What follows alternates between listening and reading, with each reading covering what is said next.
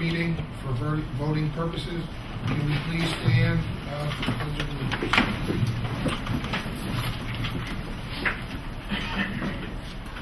I pledge allegiance to the flag of the United States of America and to the republic for which it stands, one nation, under God, indivisible, with liberty and justice for all.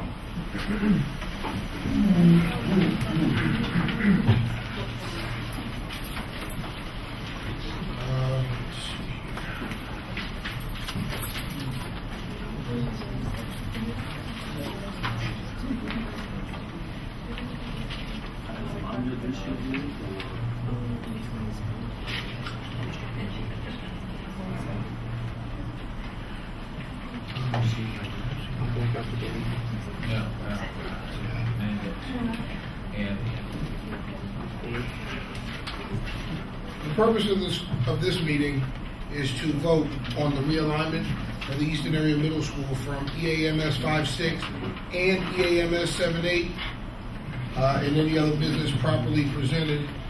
I also have an addendum that I'd like to get a motion on. It's to approve the MOU between the Eastern Area School District and the Eastern Area Education Association for the purpose of cyber education. Can I have a motion to add that? So moved. Second? Did you get that? Baron on the motion to add this addendum, and Mr. Buscemi, second. Quickly for the board, this is the same thing we were going to vote on last month. However, the teachers weren't finished with it, so we had to wait. They got finished with it, sent it over today. So we're going to vote on it. Is there any discussion? All those in favor? Aye. Opposed? This is good news for the district, as it means that we have no more hurdles to go over, and Eastern Area Cyber School can now be move forward with the cyber school. So thank you for that. Number 2, letter A. Can I have a motion?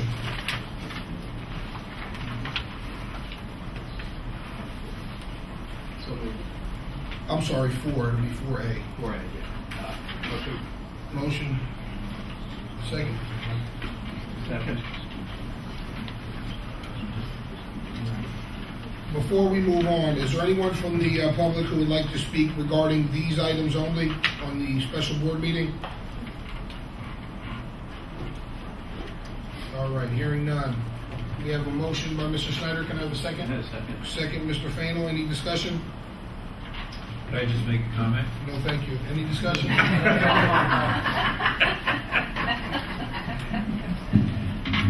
I would just like to mention to those people who are here from the public that the motion to realign Eastern Area Middle School from a EAMS 5-6 to an EAMS 7-8 organization to an EAMS 5-6-7-8 is required by us.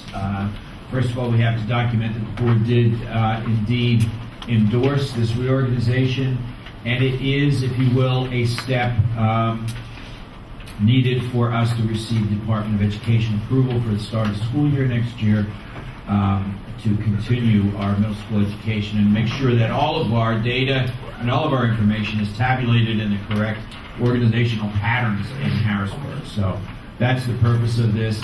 As I mentioned to the board, it does not indicate by any means it's not a public endorsement of the proposed plan to send 5th grade back to our elementary schools, because there's some more information that we want to provide to the board before this. Anyone else from the board? All those in favor? Aye. Opposed?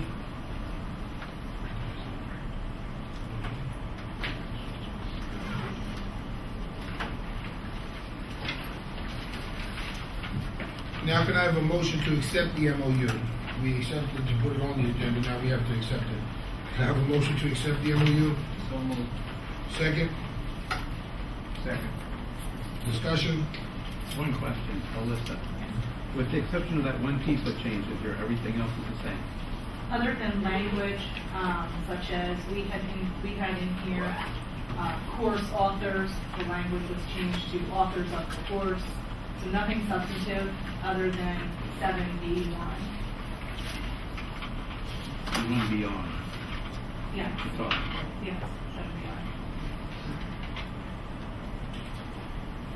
Any other comments or questions? All those in favor? Aye. Opposed? Anyone from the public who would like to speak on non-agenda items only? Seeing none, can I have a motion to adjourn?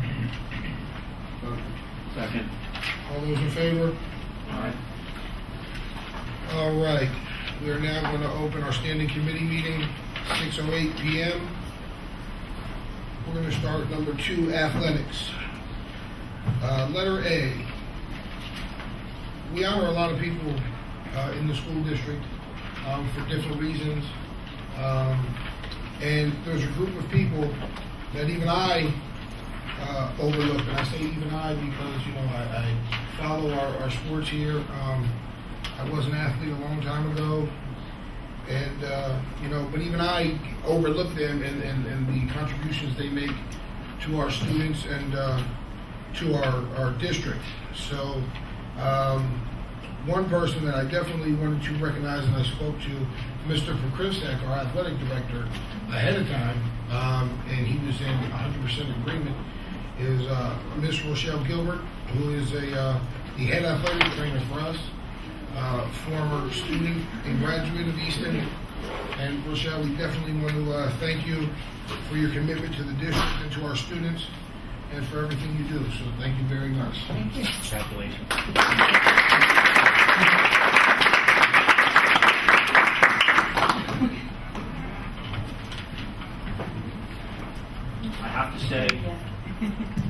I have to say, Rochelle does an outstanding job. She's been in this position for about 2 years now. She's actually busy right now because we're going over the fall physicals for football tonight and last Saturday, so we're already in next year mode, and we're still trying to finish up the 15-14-15 season. So Rochelle did a fantastic job along with the help of St. Luke's, which Mr. Pinnagle will mention in a few minutes also. So again, from the athletic director to Rochelle and her staff, fantastic job getting the students back on the field, keeping them on the field, and everything they do for them. Fantastic. Thank you.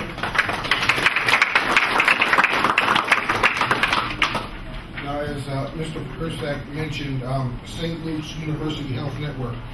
About 2 years ago, the board voted and approved to bring St. Luke's University Health Network in to help our student athletes with injuries and different things.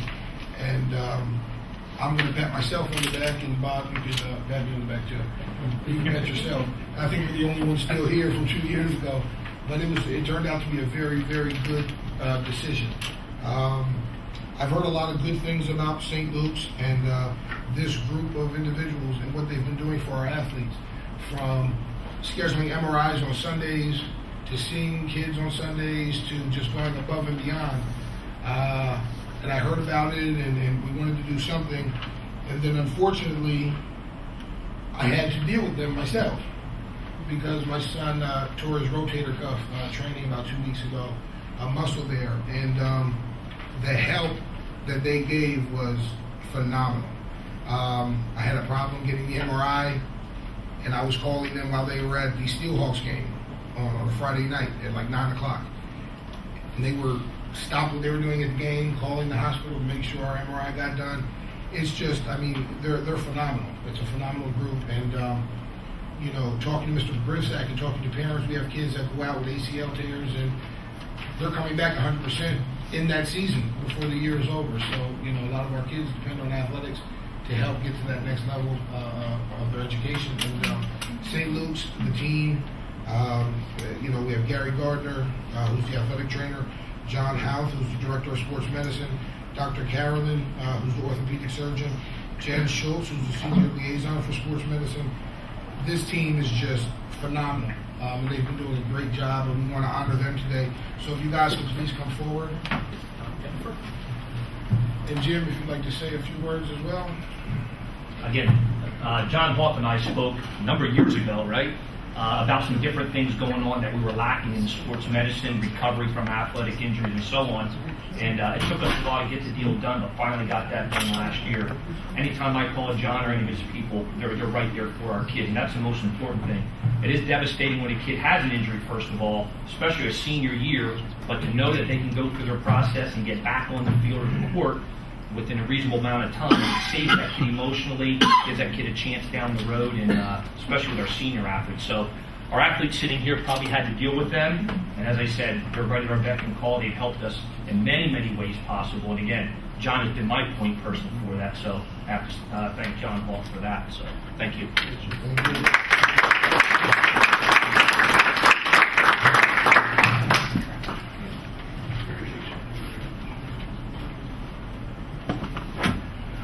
Yep, absolutely. I just want to thank the board for the opportunity to work with the Easton Area School District.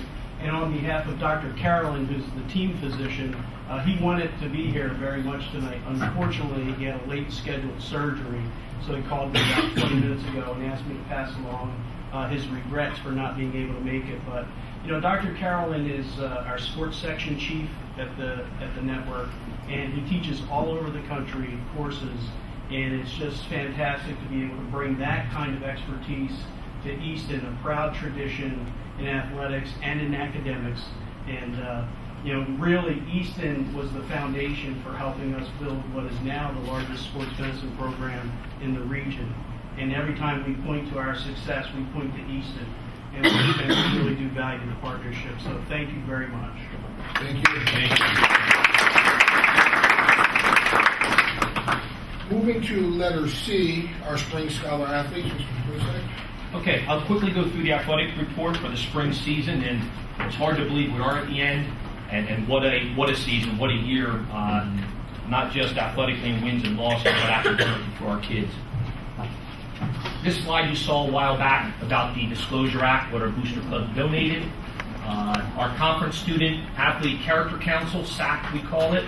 We will be replacing Colin Abert, who's at another function this evening, and Morgan Weiss, who are our seniors, with two new soon-to-be juniors, Dominic Catalano and Matthew Horace. They will be replacing them, so those two seniors you sorely missed.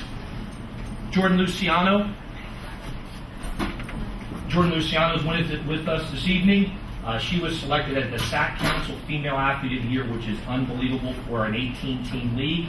Not only is she a scholar, but a great athlete, so she was recognized at a luncheon last week with our league. The Easton Area High School District 11 Sportsmanship Award that I emailed to Mr. Reinhardt a few weeks ago. Easton Area High School and Easton Area Middle School had 0 ejections or disqualifications by any players or coaches over the last 2 seasons. With that, they nominated us and we won the high school award. East Hills Middle School, they did some real neat things with their special ed students at that school. Therefore, they were given the middle school award. So I'd step aside for that because of what they're doing with their special education students there as athletes and working together. So, okay, scholar athletes. We recognize them each season. These are our selections, and again, recognized by the league with a medal. And Jordan Luciano, again, received that for the overall track and field athlete for the whole league. I believe we have Sean McKee with us, so Sean can come up. Give us where you're going to go to college, and if you go around, shake each person's hand, and Mr. Pinnabone has a certificate. So, Sean McKee. I'm going to be going to King's College, and I'm going to study computer science there, Plymouth School. Congratulations, Sean.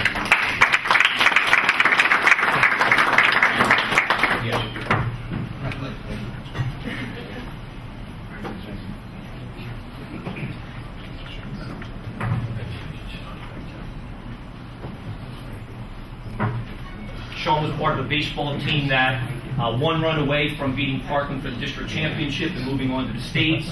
Close game. I don't know if they thought they'd be there at the end of the year, but man, what a season they had at the end. So congratulations to Sean and the baseball teams.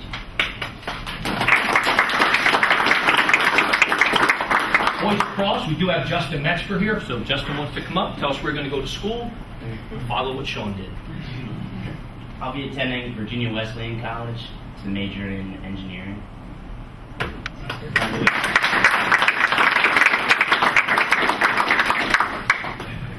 And while Justin's going around, and the boys lacrosse team did win a championship for the league and fell a goal or two short in overtime in the district champion or district semifinals. So Great season for boys lacrosse. Justin's also the senior class president. Senior class president, Justin Metzger.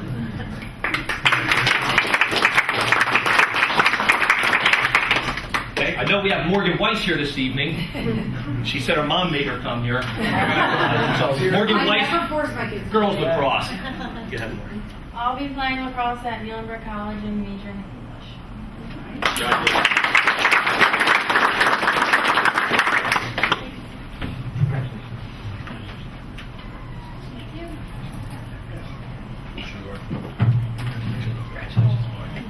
Oh, now you did that. You did that. No And again, the girls lacrosse team, what a season they had. Lost a tough one in both the league playoffs and district playoffs, but very, very successful season this year. Softball, Amanda Lopez, she is not with us this evening. I can take that certificate with me at the end. Ryan Betts, boys tennis, is not with us either this evening. I know he had a prior commitment. Boys track and field, Colin Aber, he has had another awards ceremony also, or hopefully the male scholar athlete of the year in the Lehigh Valley, so he's at a banquet for that this evening. But we do have Jordan Luciano with us, who is the girls track and field, and she told me she is in the running for the female athlete of the year. So, Jordan Luciano. I'm going to run track and field at Johns Hopkins and major in computer science.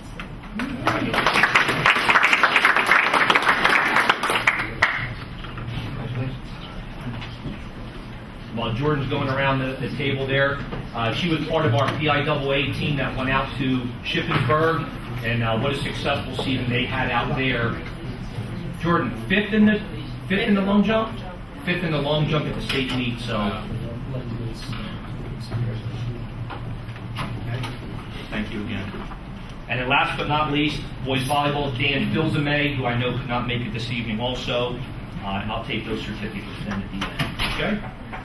Okay, next slide. We'll quickly go through this. Spring athletic season, we have 18 teams. There's some of the breakdown, the number of kids that are actually on the team by level. Okay, next slide. That's the second half of the group there.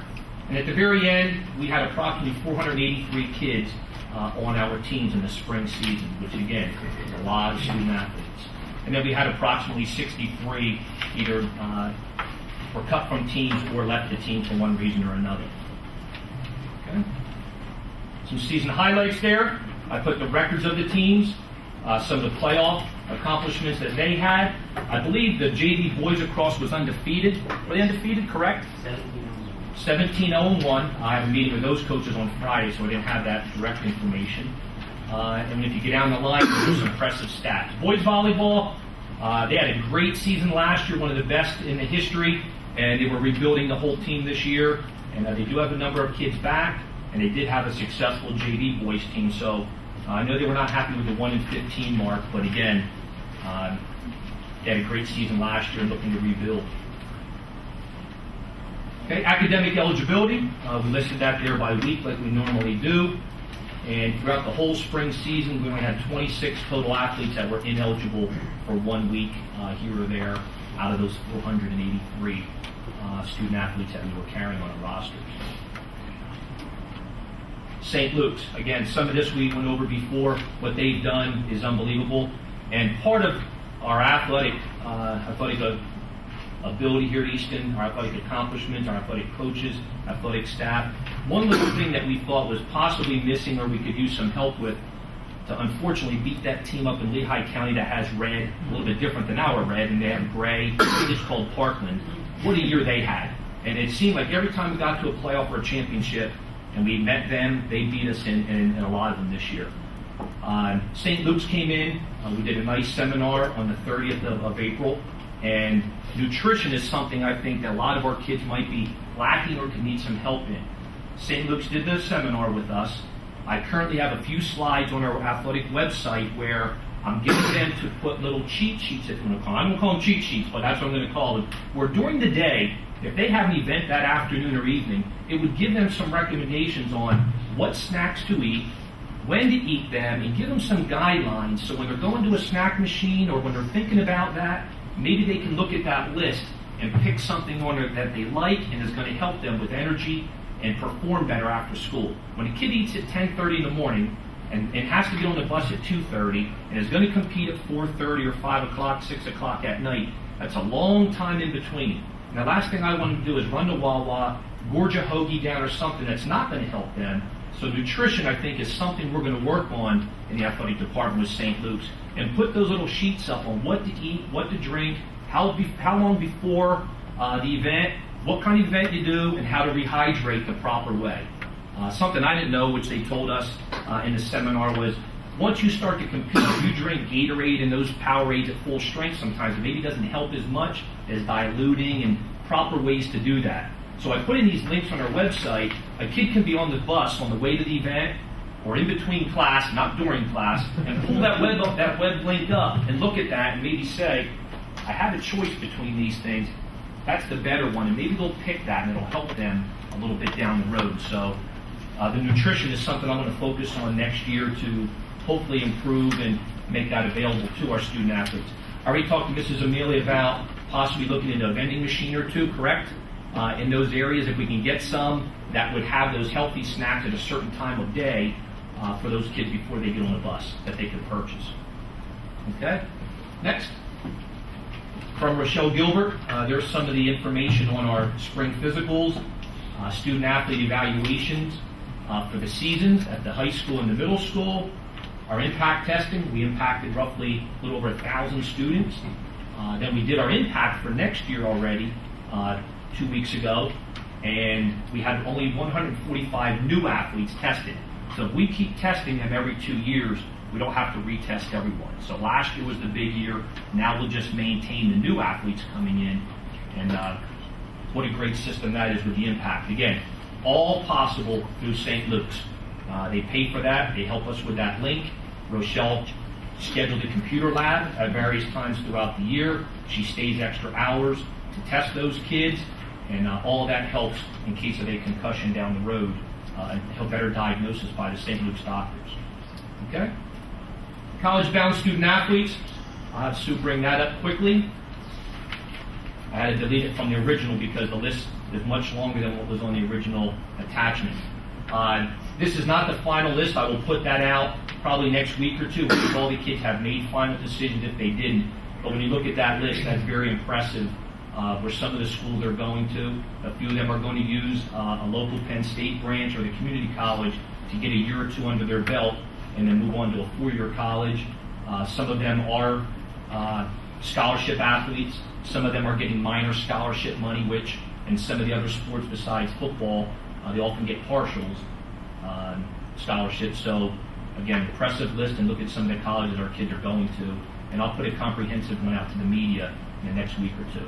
Jim, quickly, I might have missed it when you scrolled the asterisk next to the student name. That means they definitely are receiving athletic money to participate, a full or partial scholarship. And again, some of the others may be also, or a lot of times they'll get an academic grant, if you want to call it that, or academic scholarship. And the coaches didn't give me all that information, but it is possible some of the others are getting that academic or athletic aid also. Okay. Okay, I think I have one or two more slides then.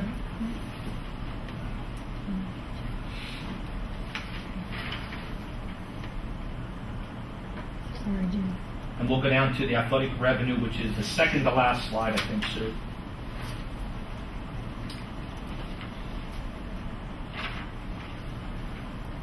Okay, revenue, right back to Oh, sorry. one more after that. There you go. Just do it this way. I'm just going to do it this way, Jim. I'll That's just scroll fine. through again. You good? You Yep. It's revenue. Athletic department revenue didn't change much from the winter report because we don't have any revenue sports in the spring. We are over about $26,000 in athletic revenue than what we anticipated. Other than that, I'm waiting for some reimbursement also from the PIAA because of our spring teams making the playoffs, but that won't come until a little bit later in the year probably. And then the last slide. Jim, can I ask you a quick go ahead, question? yes. It's all football, wrestling. How did we do with RCN and Service Electric this year with new fees? They all paid except that first RCN one is free. But I mean, So- you didn't see, it seemed to me that they've been covering a lot even though we increased it. They have. In the beginning, a few years ago, they were hesitant on that fee, but because of the quality of most of our teams, they have still paid that $500 live fee or $300 tape delay fee. Okay, then the last one, we had approximately 1,225 home and away events that I scheduled, along with my staff, trainers, secretaries, assistant ADs that we covered and took care of. So, unbelievable amount of events that we put on, home and away, and the success again this year was unbelievable. I wish we could have beat that other team in the red a couple times, but they had a great year, and you can't take anything from them. They had some great teams up there this year. But we'll be back next year to challenge them. Okay? Thank you. Any comments or questions? Comment from me is just as somebody who has watched for a long time the athletic events roll out in many school districts and attended hundreds and hundreds of them. That number of 1,225 events is awesome and intimidating when you consider that each one of those individual events includes safety, transportation, all kinds of accommodations made for visitors and people in the public.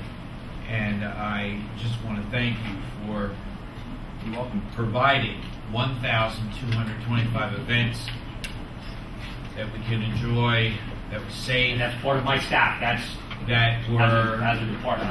well organized, and that's a great achievement. So please extend my thank you to all of your staff. And that goes along with Mr. Case's department because all the home events, he plays a part in that. Goes without saying. The lines, the paint, the benches, Mr. Case's men take care of that. So Absolutely. That takes a whole department to get it done, the whole school district. Okay? Thank you. Again, all right, thank you. Jim. Thank you.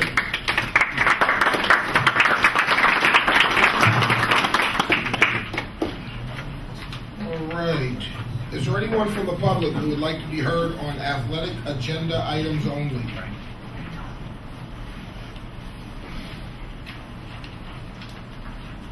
All right. We have nothing to move forward and actually nothing to hold back.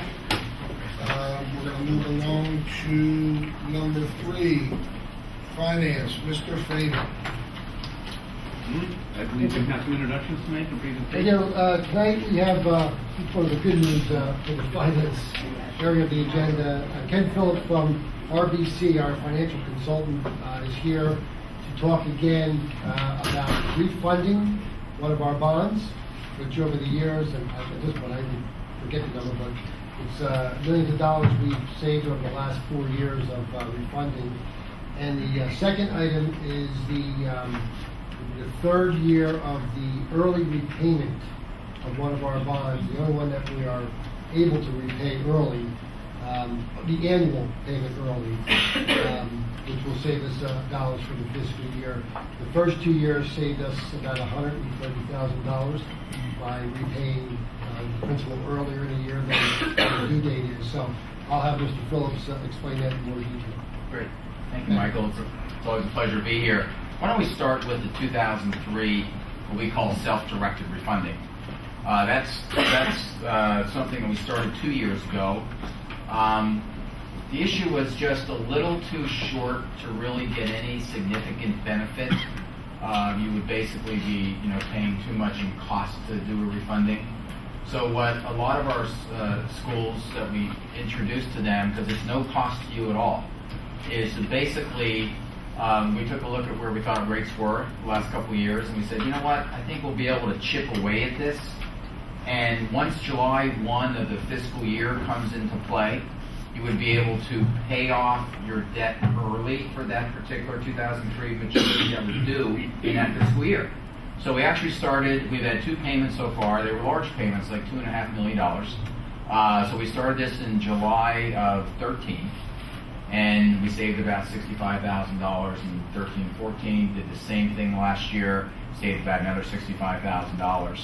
And so the resolution before you tonight is to do another wave of this. Now the amounts have gone down. Okay, so there's only $700,000 that we're paying off.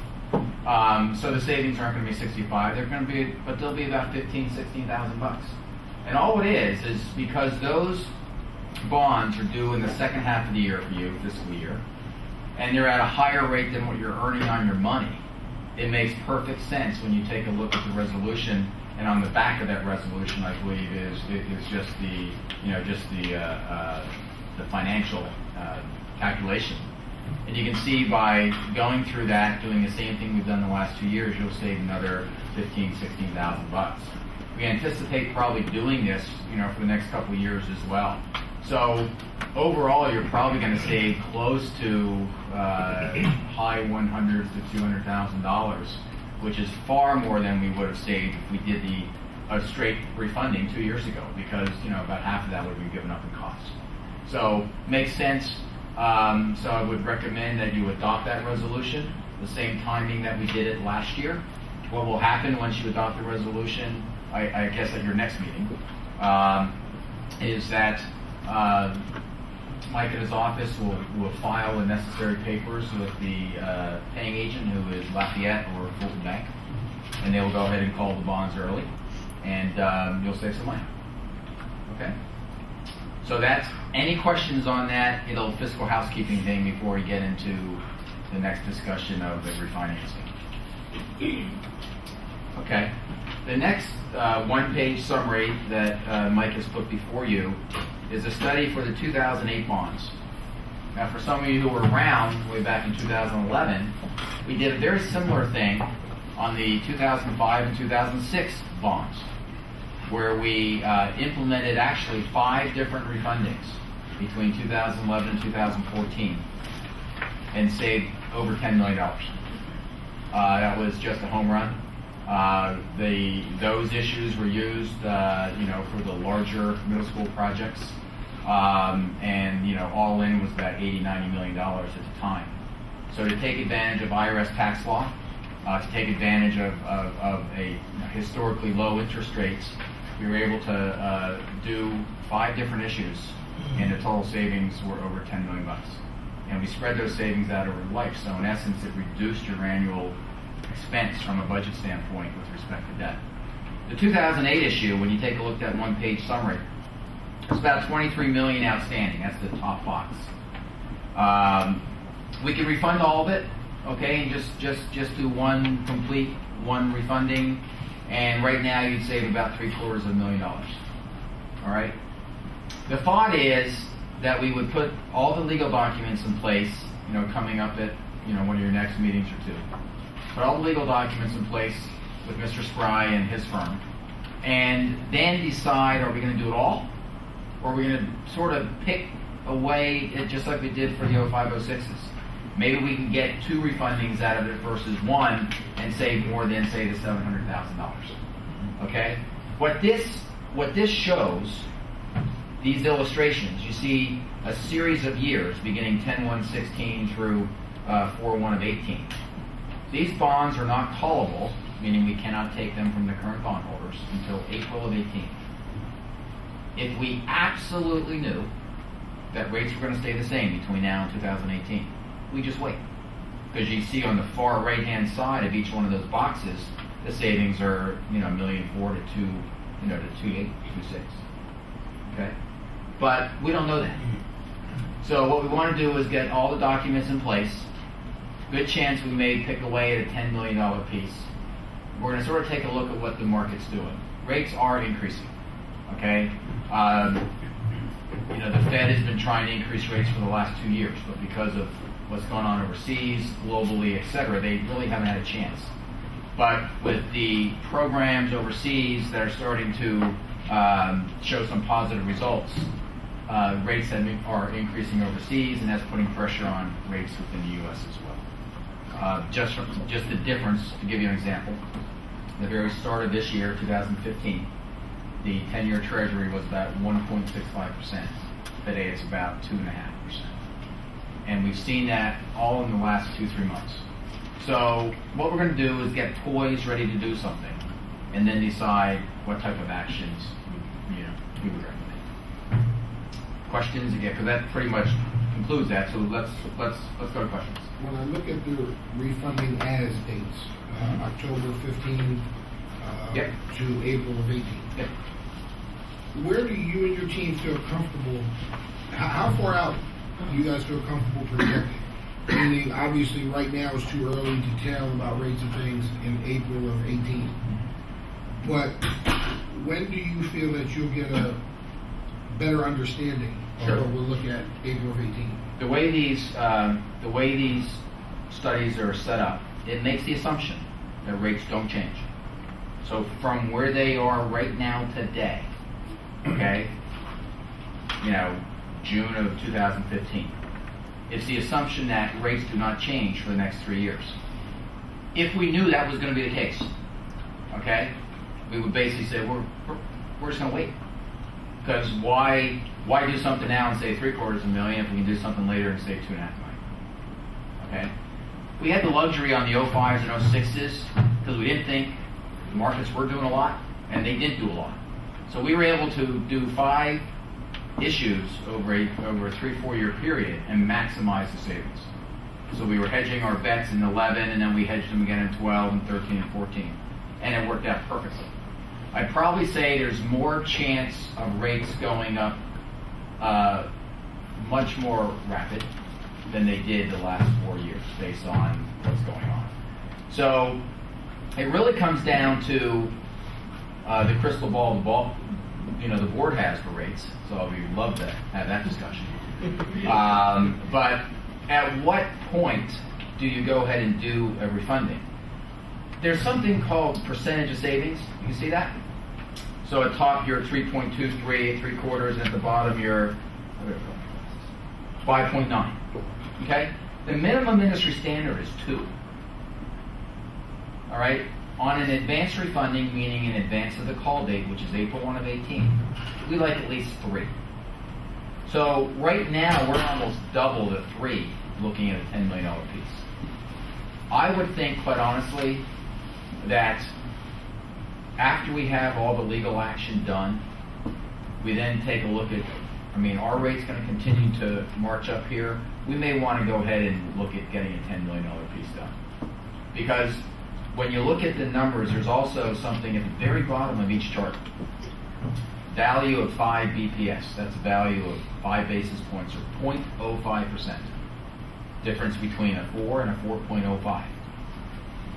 Look at the top $92,000, meaning if the rates go up another 0.25%, like they've done the last couple months here, that's basically 505. So 5 times 90 is 450-some thousand bucks. That comes off of those savings. Okay, it's pretty volatile with respect to the value of just a change of 0.25%. Same thing down below. If rates go up 0.25%, you're looking at $230,000, whatever that number turns out to be. So some significant magnitude with an increase of rates based on this particular issue. So it's sort of a long answer, but I think once we get everything in place, ready to go, I think we'll then evaluate where the market is at that point in time.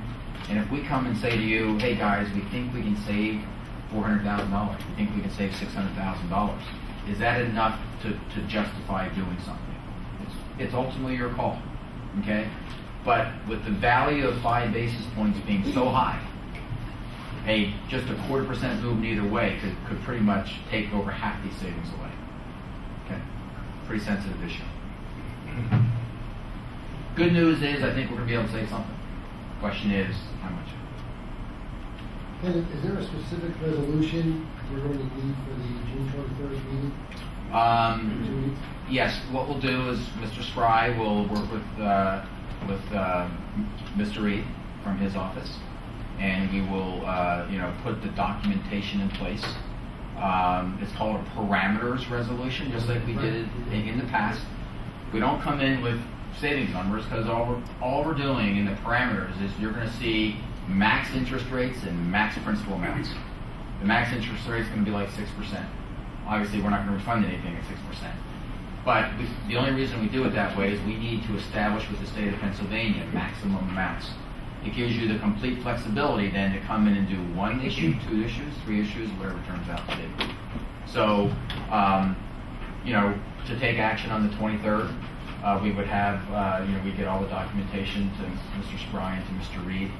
There's really no numbers to look at, okay, so Mr. Reed will probably just present the resolution. That's all you need to do is adopt the resolution. Like we did the last. Like you did last. Okay. Yeah. Questions on this 2008 financial plan we're talking about? Okay, then with that, with your approval, what we'll do is we'll be talking with Mr. Spry and Mr. Reed.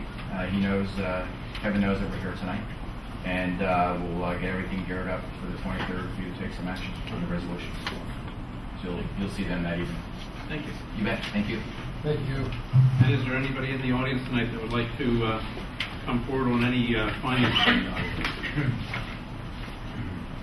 Seeing no hands, the summary ends up being that we will have 2 resolutions that we're looking at the next meeting. Thank you. We're going to move to number 4, buildings and grounds. And we have Mr. Hughes with Constellation coming to give us the scope on the energy savings project. Now, what they're going to present to us this evening, they presented to the Buildings and Grounds Committee a couple of weeks ago.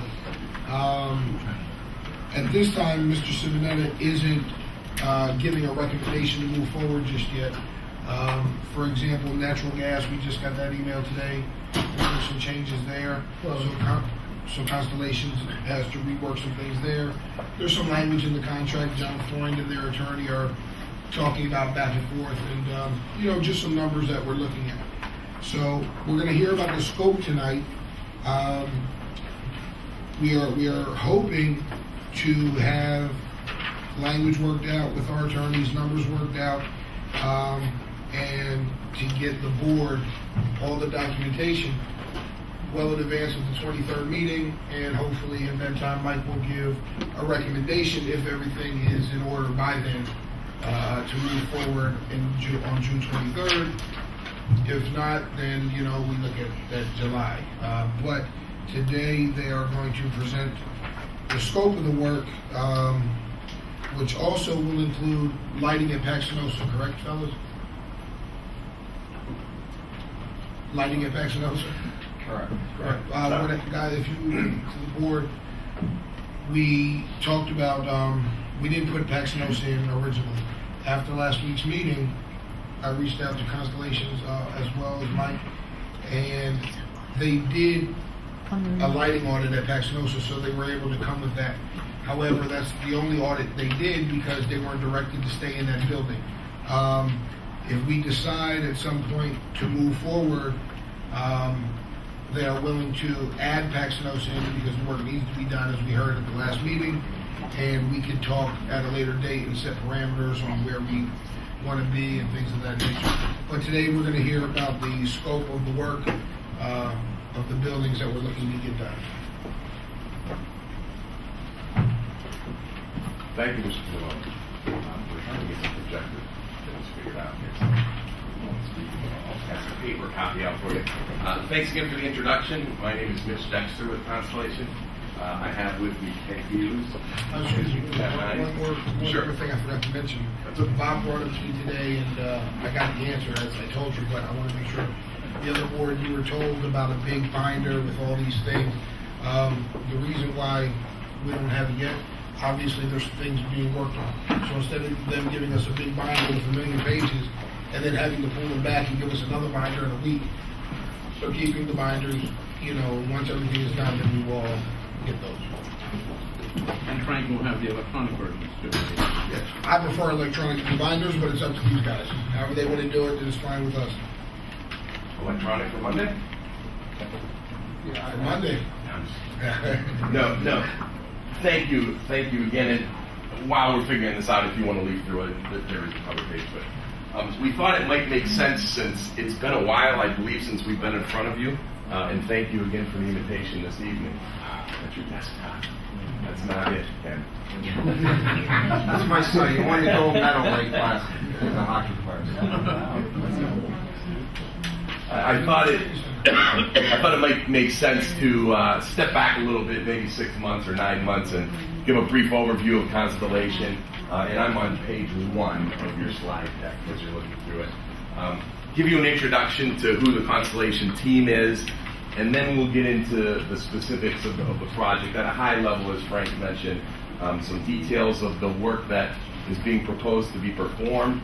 We'll talk about the project cash flows, talk about some of the financing, and there are some other things too. Ask questions if you want as we go along. There's an appendix at the end, so I know this deck that is in front of you seems really thick. We will not take the next 4 hours of your life to go through it. But if you go to the first slide with lots of color that doesn't have a page number on it, I don't want to spend a lot of time on this, but I wanted to spend a minute just to bring everybody back up to speed. For those of you that Constellation may not be a household name, who are we, where do we come from? So Constellation is within the Exelon family of companies. Again, probably not a household name. Exelon owns Constellation.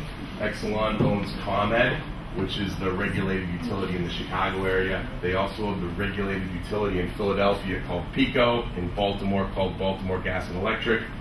And they are at the final stages. I believe there's one state to approve a transaction to purchase Pepco. So we're a large utility company. I believe the largest energy supplier in the United States. And there's some stats on here. 13 revenues of just shy of $25 billion, assets in the neighborhood of $80 billion. Constellation headquartered in Baltimore. Exelon has a number of headquarters, PECO in Philadelphia, ComEd in Chicago, etc. There's some awards. There's a little bit of the green part, if that's of interest to anybody. We own 1,300 megawatts of wind power, 1,935 megawatts of hydro, and you can read the rest of them. And part of this, every time I say this, I watch people do a lot. The reason that we feel that this is important, not because we're this enormous company, but these projects that the district's looking to go into are long-term, and the projects are paid for out of utility savings. The legislation in Pennsylvania requires, should there be a shortfall in those savings, the company you contract with needs to come up to the table and write a check. So it's important, I believe, to work with a company that has the assets in the balance sheet to take care of that shortfall should that happen. There's another slide. Again, it's a lot of numbers. It just gives you a little bit more information of who Constellation is. Gives you an idea of where we serve natural gas and electricity, if anyone's interested in that. Talks about how many customers we serve. 2/3 of the Fortune 100, which I think is kind of an interesting stat. You can go to the next one. Oh, good. You're faster than I am. Page 4, numbered on your slide deck. These are customers, and again, we just wanted to kind of paint the picture here. These are all customers of Constellations that we have done similar projects as we are proposing to do here at the school district. You'll see, I guess, the dark bold print are some of the local area customers that we've done these types of projects with. We've done projects with a number of school districts, with counties, with cities, higher ed, hospitals. You'll see some things, PNC Park and Heinz Field. Those are projects that we actually own the asset. Oh, I'm sorry, we don't own the asset of PNC Park, I shouldn't say that. At Heinz Field, we own the central plant.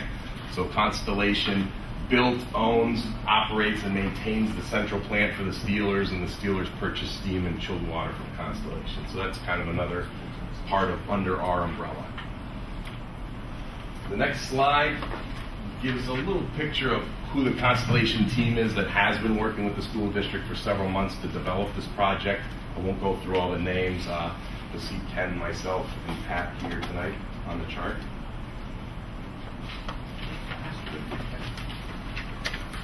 Slide 6 on your slide deck. This gives an idea of, once this goes into construction, who you will be working with. We will still be here. The project is assigned a project manager, a construction project manager that will oversee the construction. There will also be a site superintendent that will be on site within the school district properties anytime that subcontractors are performing work. That goes without saying. why that's important as a single point of contact for, as you see, a number of contractors underneath that person.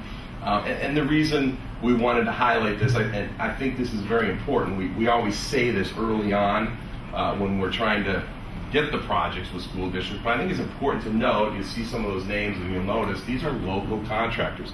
The people that work here might be your neighbors, they might be your friends, they might be your family.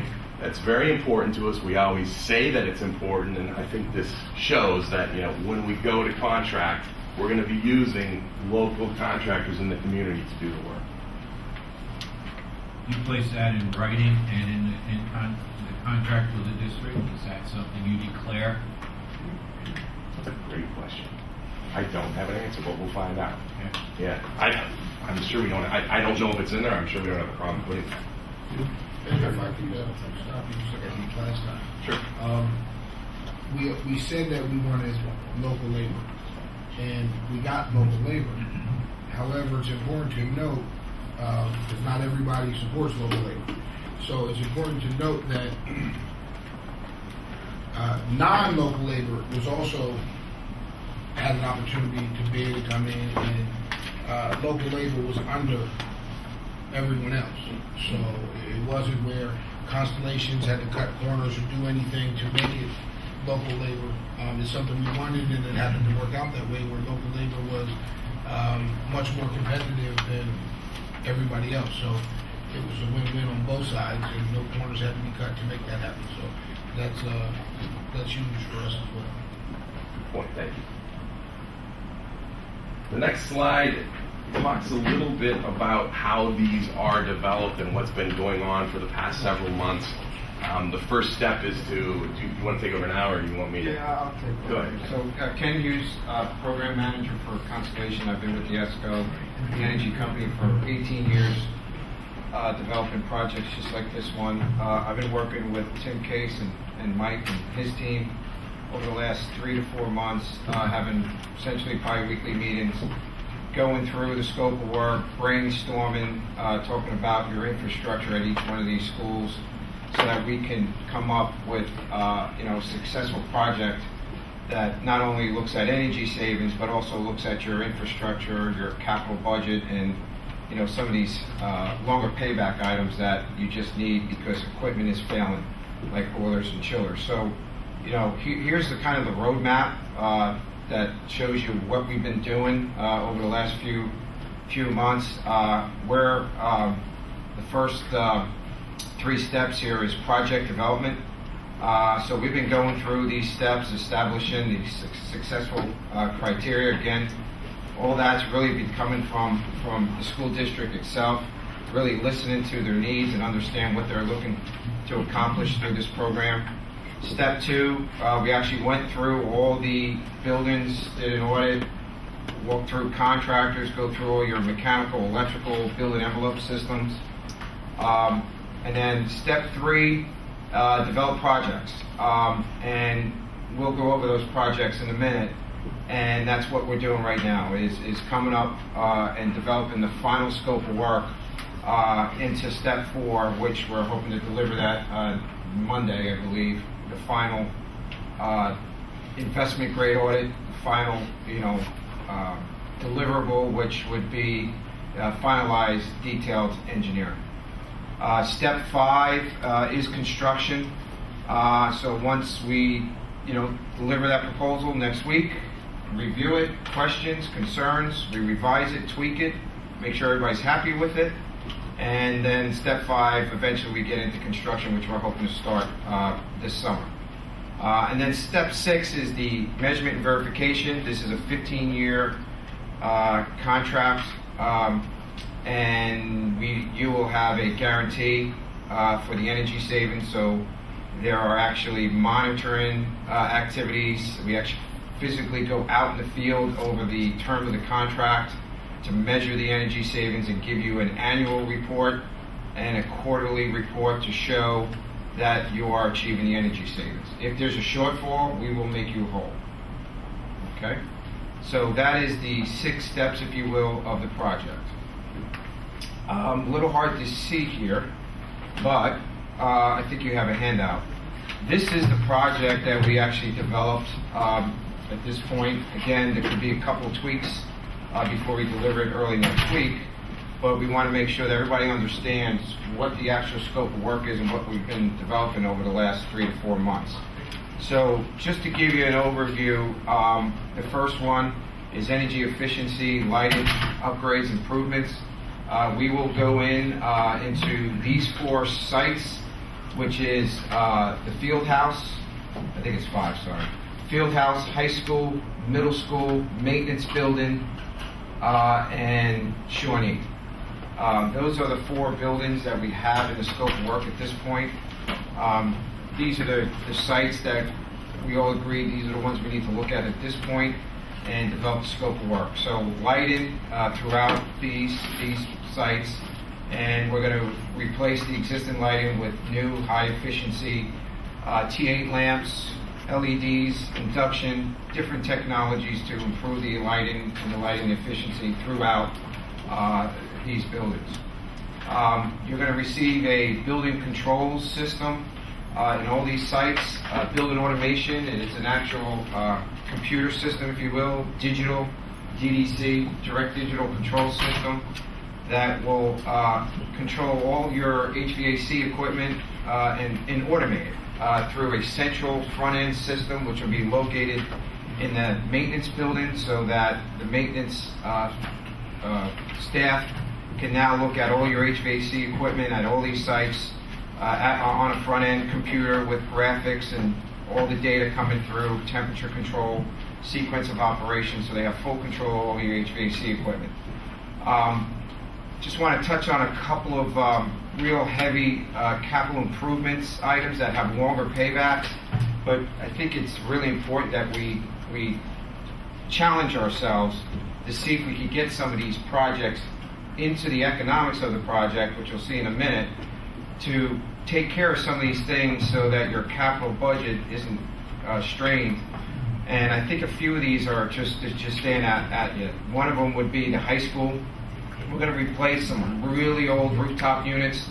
Real big need to replace these rooftop units. They have a 100-year payback, but they need to be replaced, and this is a great vehicle to get those HVAC units, rooftop units replaced. I think there's a total of 15 to 20 units that we're going to replace.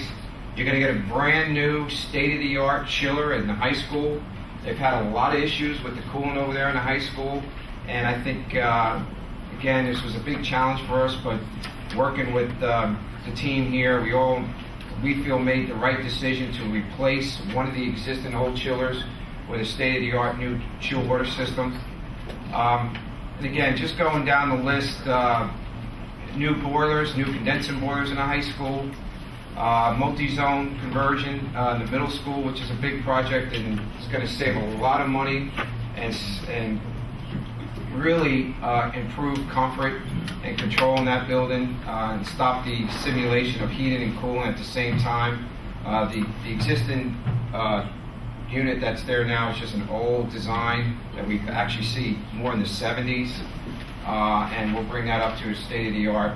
And then you have your other traditional ECMs, energy conservation measures, which will be building envelope, water conservation, and then plug load power management. The total project cost, we have at a little over $8 million, just shy of $500,000 in total savings with a 16.3-year payback. I think I touched on these next couple slides, but just some bullet items so you have it. If you want to go to the next slide. Do you mind if I stop there for a minute and see if we have any questions from the board? I don't want to have them digest so much and then they forget some questions. Does anybody have any questions with what you've seen so far? I mean, we can come back to it, but while it's fresh in your mind. I'm just wondering what percentage of that equipment will be obsolete in 16 years. Replace the pay. It's like it's never at all. Excuse me, I just wonder, what kind of equipment we replace. What likelihood it's going to be obsolete in 15, 20 years. I mean, you see how the equipment constantly improves. So, you reference things that are in the 70s and things like that. It's fine, but So the life expectancy is really what you're looking at? Yeah. So everything you have on here, I'll just go down. Boilers, you're gonna have the life expectancy on the boilers between Just the 20... big capital. Correct, Yeah. So the boilers could go up between 20 to 30 years. Okay. Chillers, about the same, 20 to 30 years. Multi-zone conversion, same thing. Rooftop units, 20 years. So you're Okay, so basically about a lot 20 years to heavier 30 stuff. years. 20 to 30 years. 20, 25-ish. Correct. Okay, so that was just my general. Depend on the manufacturer's spec. Okay. Which you'll have a copy of the manufacturer's cut sheet, which has that actually in the literature. Okay. But definitely somewhere between 20 to 25 years now, mostly around 25 is kind of where they're landed. If we were to look at these projects, and decide, well, you know what, we don't want to borrow $8 million, we only want to do $4 million, we could actually whittle the list down that way too, right? Because instead of looking at the longer paybacks, because we're going to be paying a bond issue for 15 years, but we don't even see the full payback for 16 years. If we wanted to take advantage, the lighting seems like almost a no-brainer. It's almost 15 years for the payback on that now, and you're going to be giving us a breakout per building on that, right? Correct. So just thinking about some of the items, because even I would look at Tim and say, Tim, we look at the boiler for down at the field house. Can we do anything?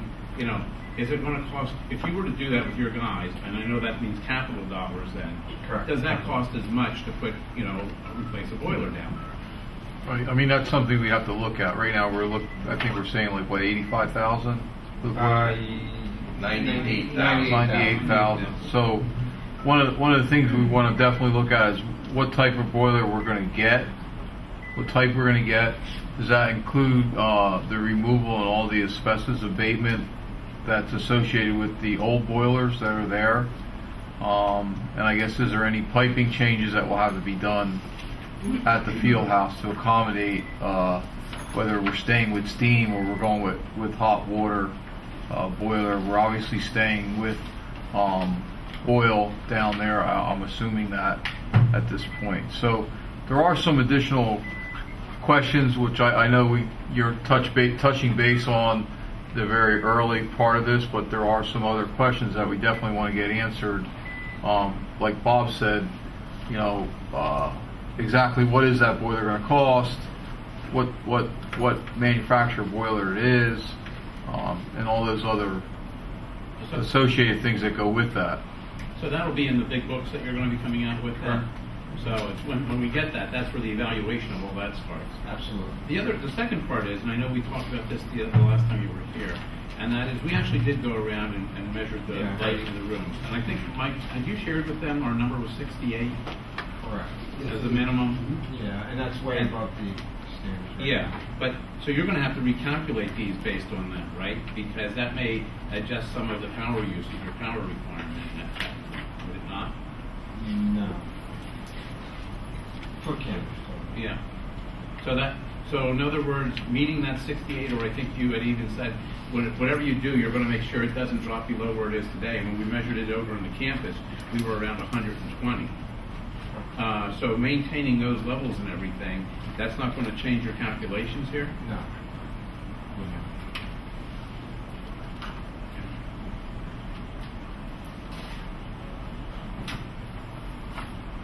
Also, just Bob, to piggyback on your comment, even we look at Tim and we look at Tim's guys to see how much they can do it for. And we also must remember one of the benefits of these type of projects is a guaranteed savings. Now, if we do the work ourselves, there's no guaranteed savings, unless we cut it the check ourselves. There's no guaranteed savings.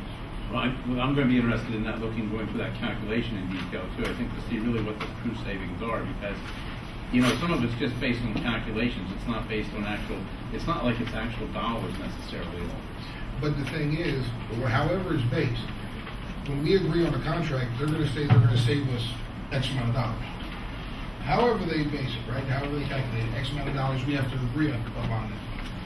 If we agree and the energy or the savings isn't realized just from the energy alone, they have to cut us a check for the remainder of what we agree upon, correct? That's what we're hearing. I think out of the contract, that's what we have to see. We have to see how the calculations will work. Yeah, and those calculations, just so you understand, obviously we have a simulation model, and to your point, some of them are stipulated numbers that we use, but we actually go out in the field and take measurements also. We've done some of that through this audit, and then once construction is complete, we're going to take a post reading. We're going to take a pre-reading, we'll get that information so you know what the efficiency is currently. We'll take a post reading, and then you'll know what the efficiencies are. So we're actually taking readings at the field. We take those numbers, we put it back into our simulation model to show you what the actual savings are.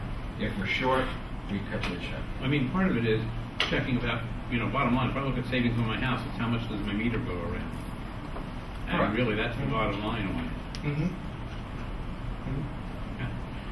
Also, there, a few other benefits, and we saw it last week when Dewey presented the work we need to do, right?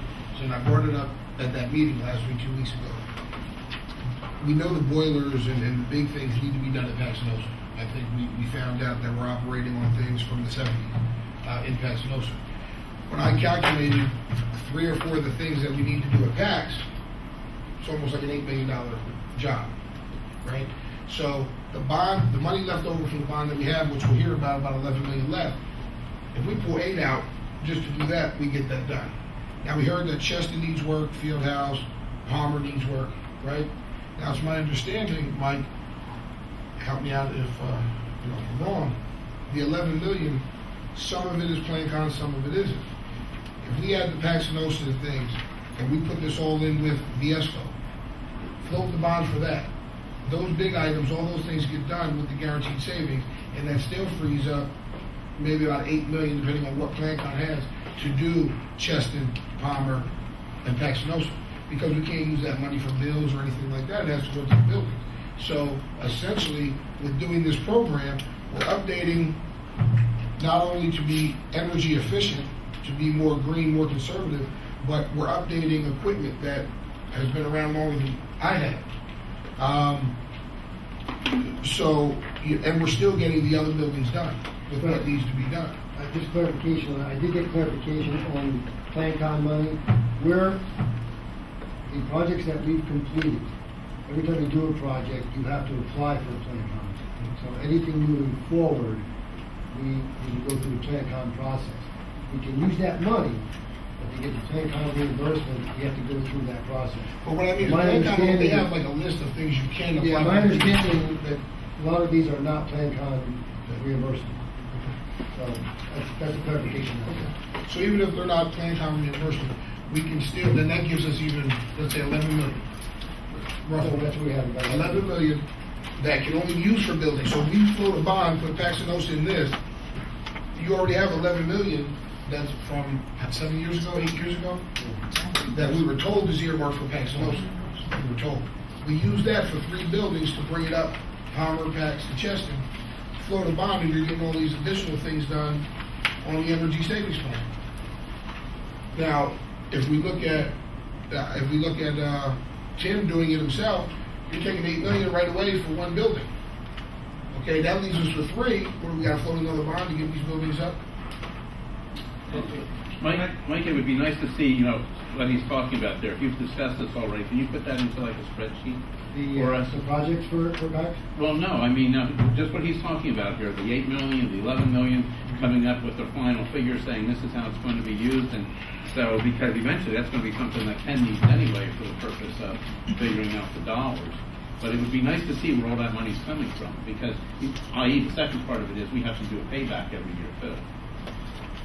You asking to make a determination on how we want to use the $11 million? No, he was talking about floating another bond issue. That's what he. Take all the figures that Frank just talked about, and let's lay it out I'm talking on about a the spreadsheet. possibility of what we could do. Okay. I don't know what he wants. I'm talking about the possibility of what I don't know. I don't know what he's looking for. I don't have a clue. Just numbers on a sheet so it's defined. Just numbers on a piece of paper so it's clearly defined. Clearly what? That we have 11 million left over? We know we have From the 11 original million bond? there, but there's also projects for that 11 million already. Plus, we're talking about borrowing 8 million here. But there's really no projects designated for that 11 million. See, when we came on, we were told that's earmarked for Paxinosa. Right. After last meeting, further investigation by myself and Mr. Simonetta found that it was a board back then who said, we want to use this money for PACS. So they've been promising Paxinosa these upgrades for 7 years and never doing it. What I'm saying is we should still honor that word from 7 years ago and take care of PACS. However, we can do it differently. Instead of putting the whole 11 at PACS, you can put that 11 between PACS, Cheston, and PACS, Cheston, and Palmer. Float a bond for the energy savings. I'm just kicking this around. I'm not saying we're doing it. Float a bond for this and still get PACS done, but additionally get Cheston and Palmer done as well. I don't remember the numbers on Cheston and Palmer. Well, I just know the number from Paxinosa was, and maybe you don't get it all done, but you get something. Paxinosa alone, just the boilers, I think the 3 big ones were about $8 million. But Frank, if I can interrupt you, it would be so complex to have to totally do what we're looking to do at Paxinosa with the interior of that building. What I hear you're saying is, let's use some of the bond money, the $11 million, to do that, but also use some ESCO money to do that one project. Oh, what I'm saying I think it would is be the an ESCO absolute. money would cover all the ESCO stuff at PACS. I understand all that, the ESCO but stuff here, and part of that 11 could do the interior. Yeah, I don't know how they feel about combining an ESCO with a construction project. Well, we spoke about it. What Be, they would do is have Dewey do their work first, for example, their ceilings, correct me if I'm wrong, and then they would come in at the end and put the lighting in. It would be very complex to have that many people working on one building. Well, it wouldn't be a together. lot of, and again, I'm just kicking Yeah, this out. I understand what you're saying. This isn't what we're doing. I'm just taking an idea. According to Constellations, for example, Dewey mentioned the ceilings. Well, they wouldn't be in there trying to do lighting on the ceilings while Dewey's trying to redo it. So Dewey would do everything with the ceilings that they have to do. When Dewey's done, they would then come in and do their lighting. So they wouldn't be trying to work or compete together. It would be one person or one group goes in, finishes the job, the other one comes in afterward. So my question is then, is any of the ESCO reimbursable? The answer is no. I don't. We don't think. Preliminary discussions. I mean, we'd have to look at the list. Yeah, that but we know for sure if we use the 11 million or whatever we do with PACS, if we use that money, it'll all be reimbursable. No, we don't know for sure. Not all. Okay. We don't know. We have to go by the individual projects. Yeah, but I still think it would be. If you redo a building, Mike, unless they've changed the rules on it, okay? When you redo a building, if you come in and you basically strip it down from top to bottom and redo floor, lighting, and everything, that is basically always reimbursable. Basically 100% of that's reimbursable. But if you do it in a different fashion, it may not be. Most of the projects that were on that list for PACS that were designated, that we showed last meeting, are Plan Con eligible. And assuming we talk about moving forward with PACS, that's why we're trying to enhance that process, because it adds to the schedule. So we're going to be looking to move forward with the stuff for PACS that was promised 7 years ago. But I think what Frank was trying to say is use the money from the bond, whatever, if we go with the ESCO, whatever we're going to use for the ESCO, that money we can use for other buildings with the planning process as well. Take it out of that money that was promised to PACS. Correct. Because I believe PACS, we need new boilers. And I think what did we spend last year? $100,000 just to... Frank, not to interrupt you, but I don't want everybody to get the wrong information. The boilers are at Paxinosa. That's at 12th Street now. Were new like 2 years ago. Where's the boilers? The boiler that we were talking about is going. The boiler that they're talking about is going to the field house. Correct. And then we're also good. The chiller's the one at the high school that we spend a lot of money on. Just correct. We could replace it with this. Yeah, but replacement is $500,000. We have a reconditioned chiller for $75,000 with the same warranty, 5-year warranty. And isn't there some problems with it now? No, that's all we fixed. The other one. So we have to do another 75. Well, that's what we're looking at. Well, and okay, so as you bring that up, that's a good point. So if you have to do $500,000 under the plan or $70,000, just talking rough figures here, there's a big difference if we're borrowing the money on that. And based on the paybacks, we may be better off just doing the $70,000. Yeah, but then you got to talk the efficiency of it. Right, but to be fair, they said it's more efficient. We'll get more savings as opposed to just fixing an older older model technology. I mean, if you get a new one with a life of 500,000 and 25 years on it, we put 70,000 in. Do we get a year, 2 years, 10 years? We don't know. You're rolling the dice. You're spending 70,000. At least 5. You get at least 5. All right, at least 5. We're saying between 20 and 30 the other way. So at what point do you stop putting Band-Aids on it and do you fix it or replace it? I mean, I'm not saying we should do it. That's a question that needs to be had. Yeah. I mean, 70,000 is a lot different than 500, but 70,000 isn't a drop in the bucket. No. You know, and once we do the second one, that's 140,000 for 2. Yeah, in this case here, we would leave the existing that was just rebuilt and then have a brand new chiller right next to it. We'll leave the existing one that you just refurbished as a backup and have this as the lead. Okay. And you just mentioned, I just wanted to jump in so you understand, you know, what you're looking at here when you see the cost. And I think Tim could appreciate this. This is a turnkey price, okay? This is the engineering, okay? This is all the field work we did, going through each building, doing the audit. It is a design build project. It's not plans and spec as when you go out as a boiler. Plans and spec, you know, you want a boiler, you got to tell the contract what you want exactly. You don't do it right, change orders. You also have to complete the engineering on that project. So when you get a price from a contractor, that doesn't include the engineering, the permits, and the construction management. This price that you see here is engineering, design, and construction management. You will have a full-time construction manager on the job to implement this. So it is a turnkey, no change order price that you see up here. Just to clarify that. So there isn't any other management fees or anything else? No, that's on it. top of this? That's it. Construction management, engineering, design is all baked into that price as one, as opposed to if you just get a price from a contractor, that doesn't include engineering, doesn't include design, a lot of times doesn't include project management, you know, things like that. Who hires or who employs the construction manager? They work for us. They work for Constellation. All right. In what you're saying then, who works for the district? Excuse me? Who works for the district then in watching and managing this?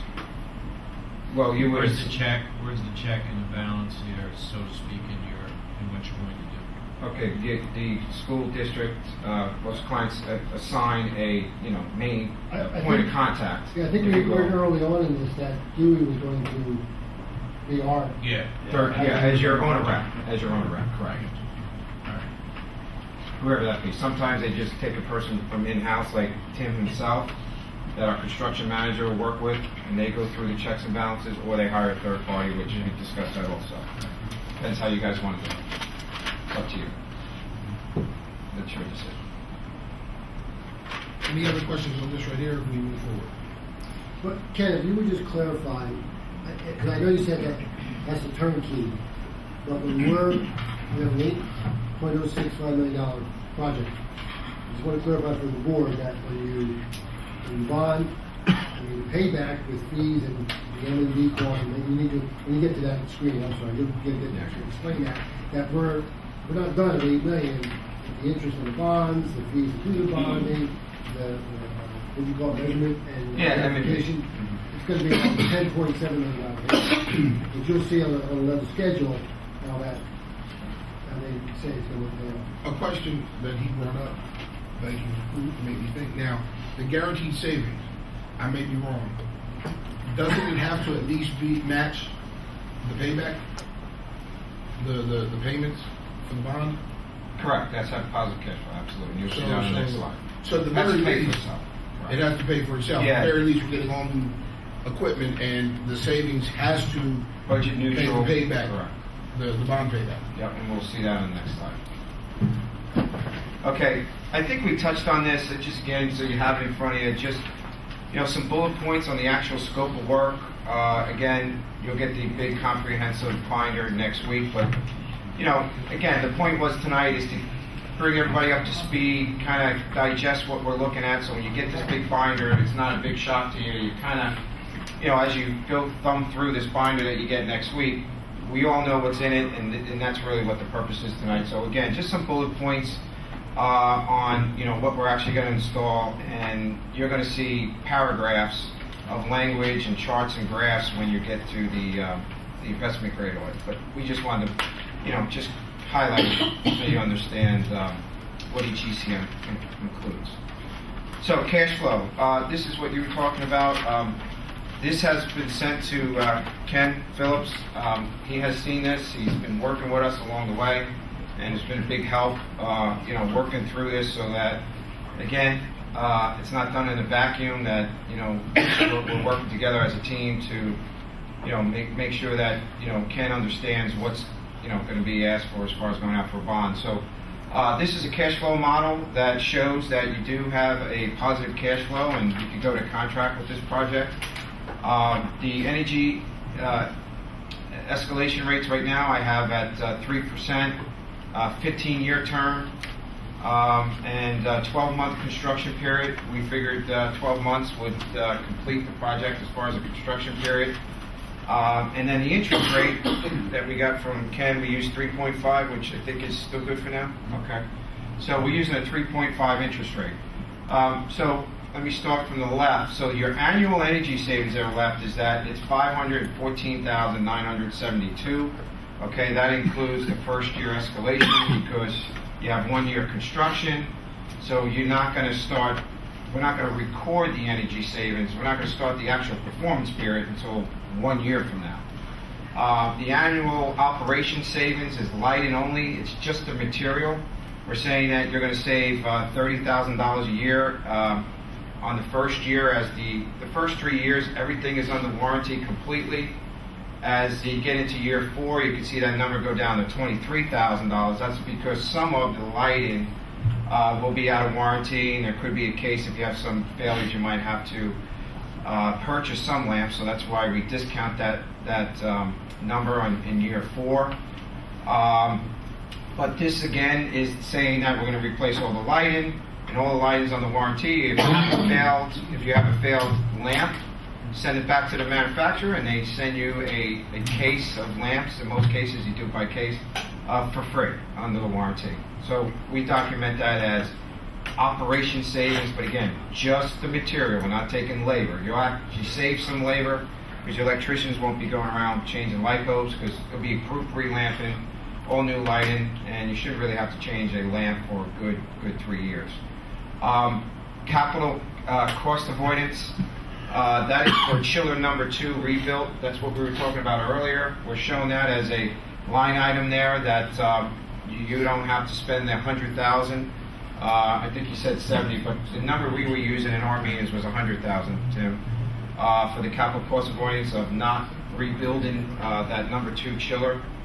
The next line item there. Could I just ask a question to Tim? Does that seem to make sense to you that we avoided this cost avoidance for the chiller rebuild?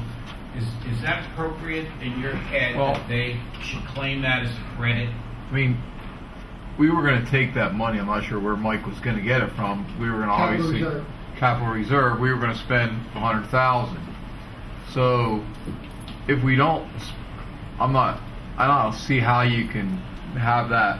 We talked about this before. How that's a savings because we're still doing something there. We're just not spending our $100,000. Right. And I guess my question would be, if we didn't tell you that plan, then that $100,000 wouldn't be listed there, would it? Well, this is part of the state program for the state of Pennsylvania, capital cost avoidance. You're allowed to use capital cost avoidance. See, that's the whole thing. What we're doing here is we're not just going to look to replace a boiler that's failed. We're here to put a program together under the. I guess I'm thinking about if I'm buying a car and I could spend money to buy a used one, or I could go to you and get a good price on a new one. You shouldn't get credit for me not spending that money on a used one. I guess I'm having a difficult time with that aspect of that cost avoidance being a credit to you. And it's not credited to us; it's accredited to the district's cash flow. It's not. Yeah. It's not going to us. We're not taking it. But no. And I understand your point completely. But doesn't that become part of what you're calling our savings? Saying avoid It does. It's avoided capital, absolutely. It's avoided and arguably, you're getting 20 new rooftop units. You're going to replace them sometime in the next 15 years. And I You're don't getting have that new on. boilers, and none of that's in there. That's Correct. You're going to replace those boilers if they're 15 years old Why is within that? the Why terms is of this one- project. If we aren't doing that for the other replacement units, why would we do that here? But, and I'll tell you exactly why I did it. It's because exactly this question, because I knew this becomes an issue sometimes. And I just thought this one here, I used it because it was so crystal clear with this chiller that you were going to rebuild the second chiller. You were going to do it, okay? We were convinced you were going to do it. They were just about ready to pull the trigger on it. So we thought that this one was crystal clear that this is capital cost avoidance, money you were going to spend. You were ready to spend on the next chiller. You stepped back and you said, you know what, take a look at this other chiller, see if you have a better solution. We came up with a better solution by installing a brand new chiller that's going to be good for the next 25 years. The rooftop units, I've done capital cost avoidance on rooftop units, but again, it gets a little messy.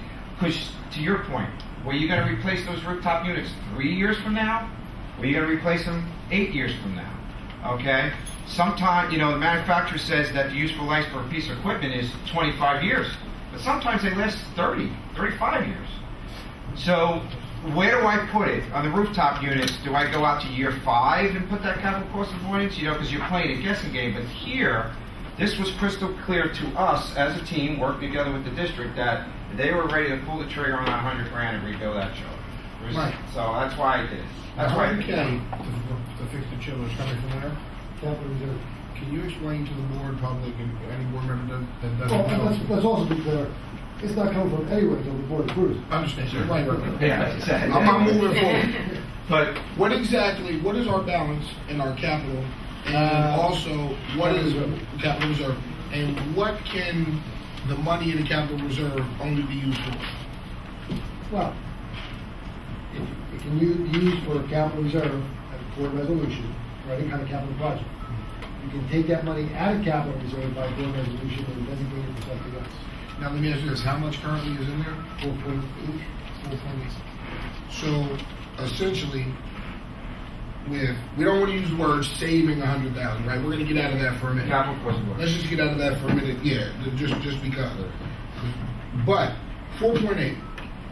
Now, we don't know what the state is going to give us financially coming up. We're not 100% out of the woods financially as a district. We have a lot of other projects, buildings, pools, everything to do, right? So essentially, if we went here, you take that 100,000, put it back with your 4.8, and essentially we can take that 100,000, put it towards the budget, correct? If I'm right, We can designate from certain. designate it, so there's no cuts or anything, this or that. So essentially, we are taking that 100, putting it back into the capital reserve fund, and getting the same thing done. A chiller, instead of fixing, you're getting a new one, paid for a different way. So you are putting that 100 back in the capital reserve fund. Now, I'm not going to say we're saving you any money, but they're freeing up that 100,000 to potentially go somewhere else. Is that 100,000 showing up in your overall savings? Is another question. So Ultimately, where does that 100,000? It shows up here. Does it show up somewhere else somewhere along the line in your totals? No, it just shows here. It shows here only. Let me ask you this: can we take the 100,000 avoidance out of the paperwork? Well, this is what we're doing. So again, remember what we're doing here. This is an energy program through the state of Pennsylvania, which gives us different tools to use, okay? And some of these tools that they're putting in here is to help districts like yourself to upgrade your capital equipment that needs to be upgraded, that is failing. And so you don't have to use capital money, and you can go through this contract vehicle. So what I'm trying to do as a program manager, working with the team, is trying to help the school district to take advantage of this program, this energy program that's available that all school systems use, to help them replace their chillers, boilers, lighting. So it's a very comprehensive program. Now, I can take that out, I have no problem. What's going to happen though, I have to start pulling out projects. You have to what? Pull out projects. It won't cash flow out. I'll have to take your rooftop units. You're not going to get new rooftop units. Or you might not get the new chiller. Or you might not get Why would Well, that- I'll have to work with Tim. Why would that influence all of Because, that? because this is, I'll walk you through the cash flow. We have to have a positive cash flow. I'll skip everything. See where it says net cash flow to client? I'm trying to use this almost like a sponge, this program. I'm trying to help you get as many projects in you here, many projects as you can, so you don't have to use your capital to upgrade your facility through this contract vehicle. And the only way I could do it is that line item number where it says net cash flow to client. It has to be positive or neutral. You have $2,988. I take that $100,000 out. That line item is going to be a negative $97,000. I can't show a negative cash flow to you. I can't go to contract negative. So now I have to start pulling projects out, and maybe you have a $6 million, $5 million project, which is fine, and we're happy to do a $5 million project. But just remember, no rooftop units, which is one I know I'll have to pull out. Possibly pull out a boiler that you need. So that's what we're trying to avoid here. I'm just trying to use it as a program, a tool for the district to help you to take advantage of an energy program that's out there for you to use as a vehicle. When you say an energy program, this is a state program that they give reimbursement on and everything? No, it's just guidelines through the state of Pennsylvania of how you can go about to develop a program so that, to your question, we're not coming up with capital quarter points out of midair. These are things that you use through the legislation. Through the Pennsylvania legislation. Act 39. Pennsylvania Act 39. Thank you. Sure. I've been trying to. And that's a great point. And it's a great point. So that's all I'm trying to do. It's a great point. In my mind, there's that question, and of course I'm not a voting member of the board, so but I just have a hard time with this idea of we're not spending $100,000 out of this account. We're going to pay for that from you. We're ultimately not saving $100,000. We're still spending that much money. Well, so we can look at it this way. If I take that $100,000 out, yes, there's a strong possibility that I have to pull the new chiller out of this project. You don't get the new chiller. Maybe the field house boiler. But let's just use a chiller, for instance, because that's a strong possibility. If I take that out, you don't get the brand new chiller. Tim, what are you going to do? I want to spend. Yeah, You're going to go and spend $100,000 and rebuild that. I'd like to see how. I don't know how that 100,000. That's because I know the last thing. It's up to you. I can take it out, but then- I know, but the last thing we really did look at. So I know you guys did a lot of work to try to get us those rooftop units because we know those rooftop units are 18 years old. We banged our heads and tried to get that. I know they're on their last legs, but now because of this 100,000, we're either going to lose the rooftop, but. I mean, if we're going to lose some, we're going to lose the rooftop. Lose some scope. It's kind of crazy. You can select what it is. Yeah, I know, but I'm saying it's hard for you. You're asking me a question. Okay, Tim, if we remove the chiller, what are you going to do? Well, obviously my answer is going to be I'm going to spend $100,000 and do the other renewal. I'm not going to lie to you. Of course we're going to do that. But if you're saying if you have to take that $100,000 out, then maybe we, obviously there's a figure there's a figure you're going to come up with that says, all right, you take the $100,000 out, now you're going to lose X amount of dollars in the project, which may be the 14 rooftops, which. Yeah, right now they're all 18 years old, and they're going to need replacement soon. So that's why I know you guys were crunching a lot of numbers to get those into it. Basically, what happens is the whole scheme of this thing is whatever we can save on the lighting and energy is what's paying for all this equipment. Correct? Pretty much. And if you don't feel comfortable with that, I could pull it out, but then when I deliver the binders next week, it would be a $6 million project, and they're either rooftop units, which is probably a strong possibility, or the chiller, or maybe one of the boilers. I'll work with Tim, obviously. I'm not going to pull something out, but I'll talk to you. But what I'll have to do is... It may not go down that much, but it's going to pull some scope out. That's just how it is. When I see the 100,000, all I'm thinking about It's up to you. We can use the 100,000 to repair a chiller. Correct. We can take it out, use it to repair a chiller, or we could put it back and potentially save 2 teaching positions down the line. Right? So, do we spend 100,000 out of this account and put a Band-Aid on the chiller, or do we put it back and potentially use it if we run into some financial problem, education-wise, educating our students, and just put the 500 in the bond. Yeah, but it's capital money either way. But it could be voted back to take that money out and put somewhere else, as Mike just stated. So you have On the capital 100,000. project, on the capital reserve. Right, on the reserve. So Yeah, if the you put capital it back, reserve is where you would put it back. No, he's saying, I was saying by board resolution, you could change that designation, take money out of capital reserve and put it into the budget. In the regular right. budget. So that's 100,000 that, hopefully we wouldn't have to go that way. Hopefully our financial outlook is going to look better. You just never know what's going to happen. So why spend 100,000 to put a Band-Aid on a machine when we could throw it in with everything else, get a brand new one for 25 years, and have that 100,000 still sitting there? God forbid we have something more important that we need to tend to. But go a different way, Frank. If you dropped the 100,000, if you went the offset of that, the 100,000 could be what's down at the field house because that's 105. The 100,000 could have done what to the field house? Let Tim worry about the field house. Okay. So according to this, the field house is roughly 105, 106,000. So drop the field house from the project And let Tim go. and let Tim do it at some point there. But the question would be, does the board want to spend 105,000 on the field house? Well, that's the question is, will it cost Tim 105,000? Does the board want to spend 70,000 on the field house? Before we say that, I don't think that's an accurate way to look at it, because you can take the 100,000 out and do the field house. That's still going to drastically impact what we're going to get here, because the cost savings, that 100,000 is going to really alter the figures for the cost savings. Mm-hmm. But 100,000 is kind of a wash. I mean, it's just a figure at this point. Whether we use it here to get the cost savings and justify the work, or if we take it out and lose a lot of what we really need. I mean, to me, it really...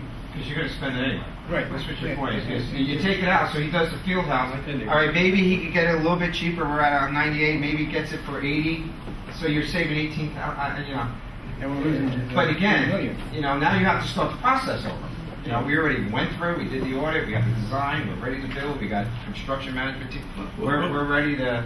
Okay, when you came in with the presentation originally, and we talked about the $25,000 roughly for coming back with the booklets and everything. At that point, we asked if once we saw that we couldn't change and pull things Oh, you out. can. And the answer was yes. Sure, absolutely, you can. I'm just trying to help. But he's saying you can do it, but it I might have not no make problem. sense to do it. If you want me, if that's the decision. So, I mean, I think we have to see all that work. We have to see those booklets and everything to really have the knowledge to be able to evaluate and decide what's there. And we haven't seen those booklets yet. And honestly, I think that's going to take a couple weeks to evaluate. And I think we have to be real clear, though, on the value of that 100,000, where it's just on paper right now. Right. Yeah. It's really a paper figure right now.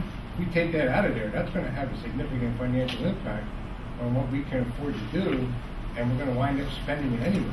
Well, and plus you're talking about spending, let's say 70,000 on the field house, but essentially, and correct me somebody if I'm wrong, but our field house is primarily used during football season for home games.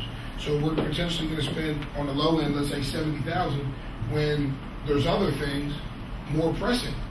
So would the board really vote to pull 70,000 from somewhere else to have Tim and his guys redo the field house? Just without the field house being part of the savings. I don't think it makes sense. But Frank, on the other end, we're going to vote to spend $105,000 to do the field house. We're voting to spend $105,000 as part of the whole package, not to pull it out and do it by yourself. I wouldn't come to the board and say, hey, would you guys approve $105,000 to redo the field house by itself? It wouldn't make sense to me.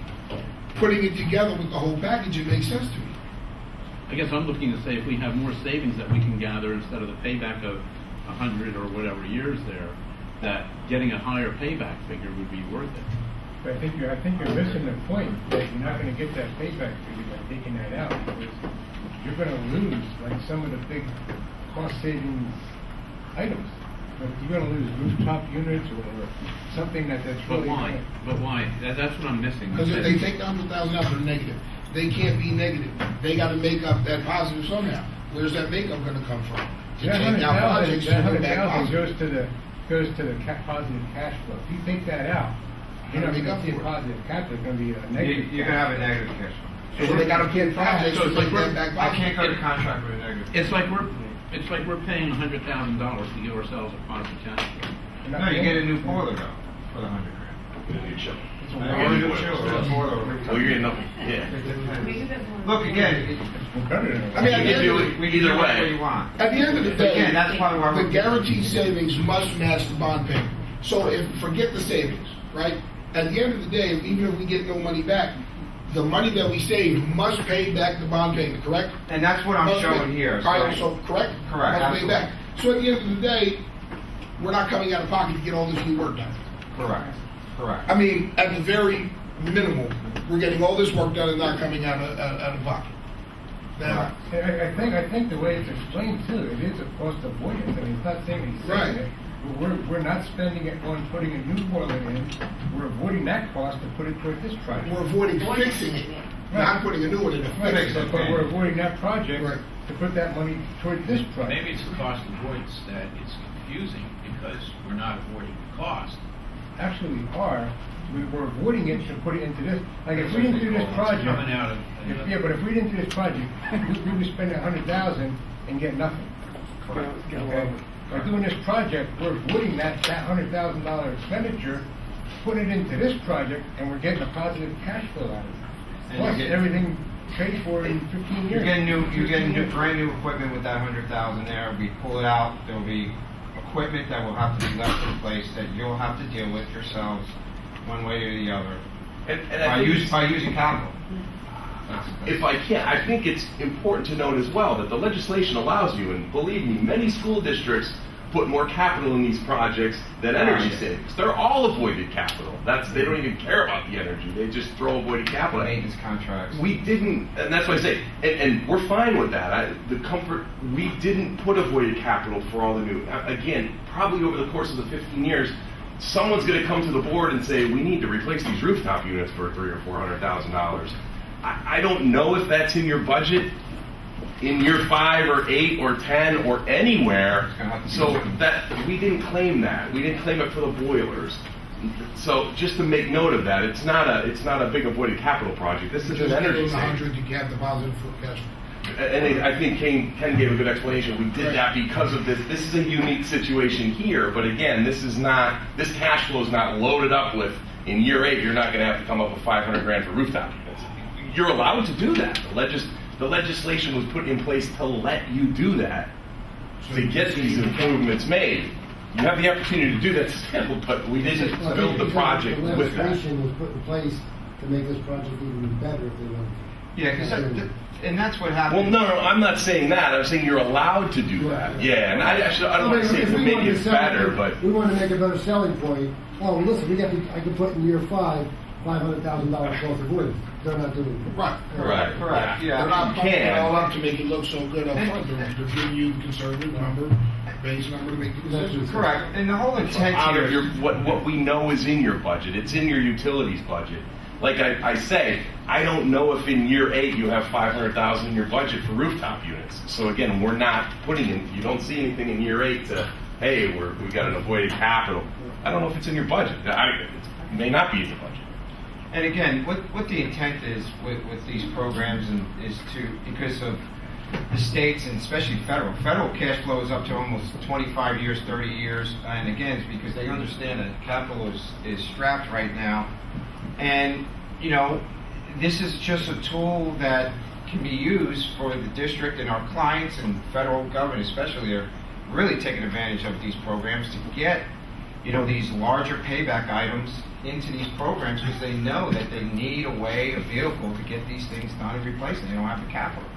So capital cost avoidance is just another tool to use in a program like this to help you as a client to get work done. I'm going to move on. Okay. Along the same lines, the next column, the energy rebate. Rebates. Is that guaranteed and is Constellation on the hook? Because I know you have to fill out paperwork. You don't know what they are at the time or whatever. So is that part of your guarantee that if we don't hit that 207? No, the rebates in this project is not guaranteed. That is a very conservative number. We think you're going to get a little bit more than that. but that is going to go directly to you.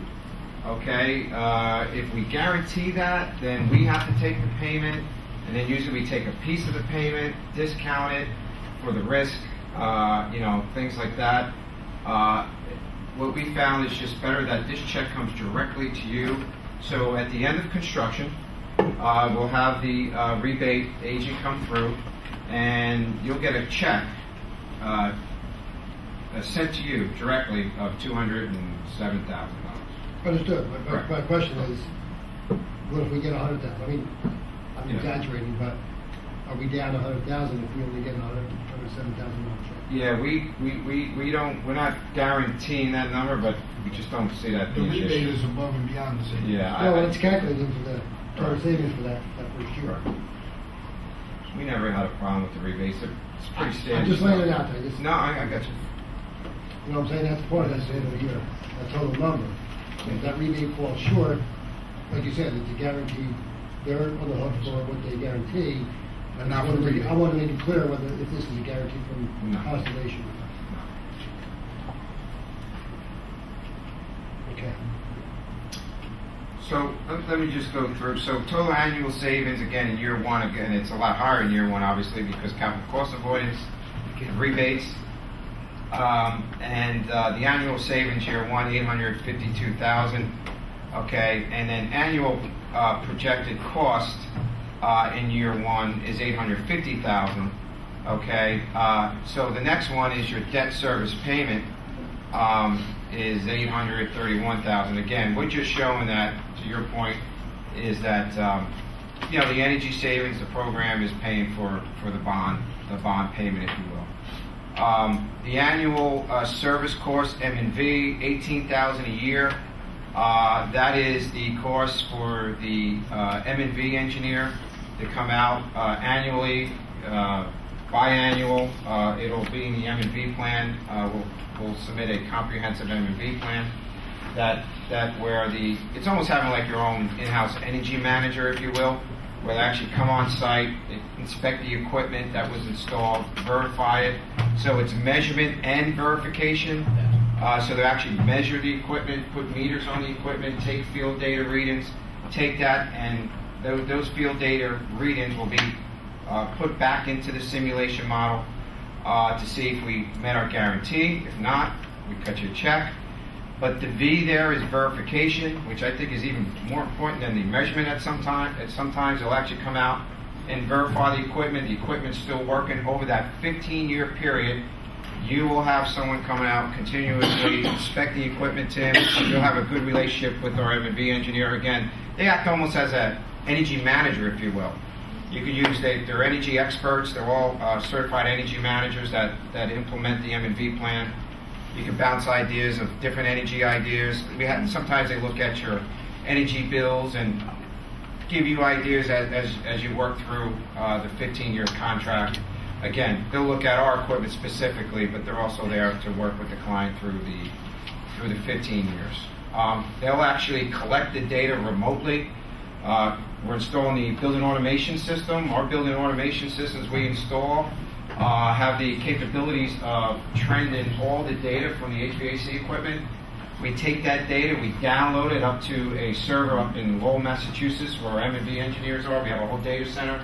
So they're looking at that chiller, if you will, during the cooling season on a monthly basis to see if it's performing through data collection, through the EMS system. They analyze it, put in charts and graphs, and they'll call you, Tim, and say, hey, look, that chiller's not running right. There's something going on. Maybe there's a problem with your water treatment. Maybe your tubes are dirty for some reason because your water treatment's failing. So these are the kind of conversations you'll have with that M&V engineer over the 15-year period, is they'll monitor that equipment, take measurements, and almost on a monthly basis by collecting that data, monitoring through the term of the contract to let you know if there's something going awry and inform you pretty quickly so that, we don't hit that shortfall. So that's the cash flow model. Ken, before you go on, sure. The other thing is, Mike, I have to ask you, the energy inflation rate there, you have a 3%. Is that on the electric now? Okay, so we went 3 electric. Yes, 3%, correct. Okay, the reason I'm asking, Mike, I know we did with gas, and I thought we did with electric too. Did we not sign some agreements of trying to freeze and cap our increases? Well, we're in a cooperative with electric, and we have an agreement with Compass Energy for our gas. And as Frank mentioned earlier tonight, I got an email this morning when we'll meet to talk about the renewal. We're already looking at $1 per DTH reduction in gas for next year. So. And where's our electric state? Our distribution charge has been steady for the last 18 months. Has not changed.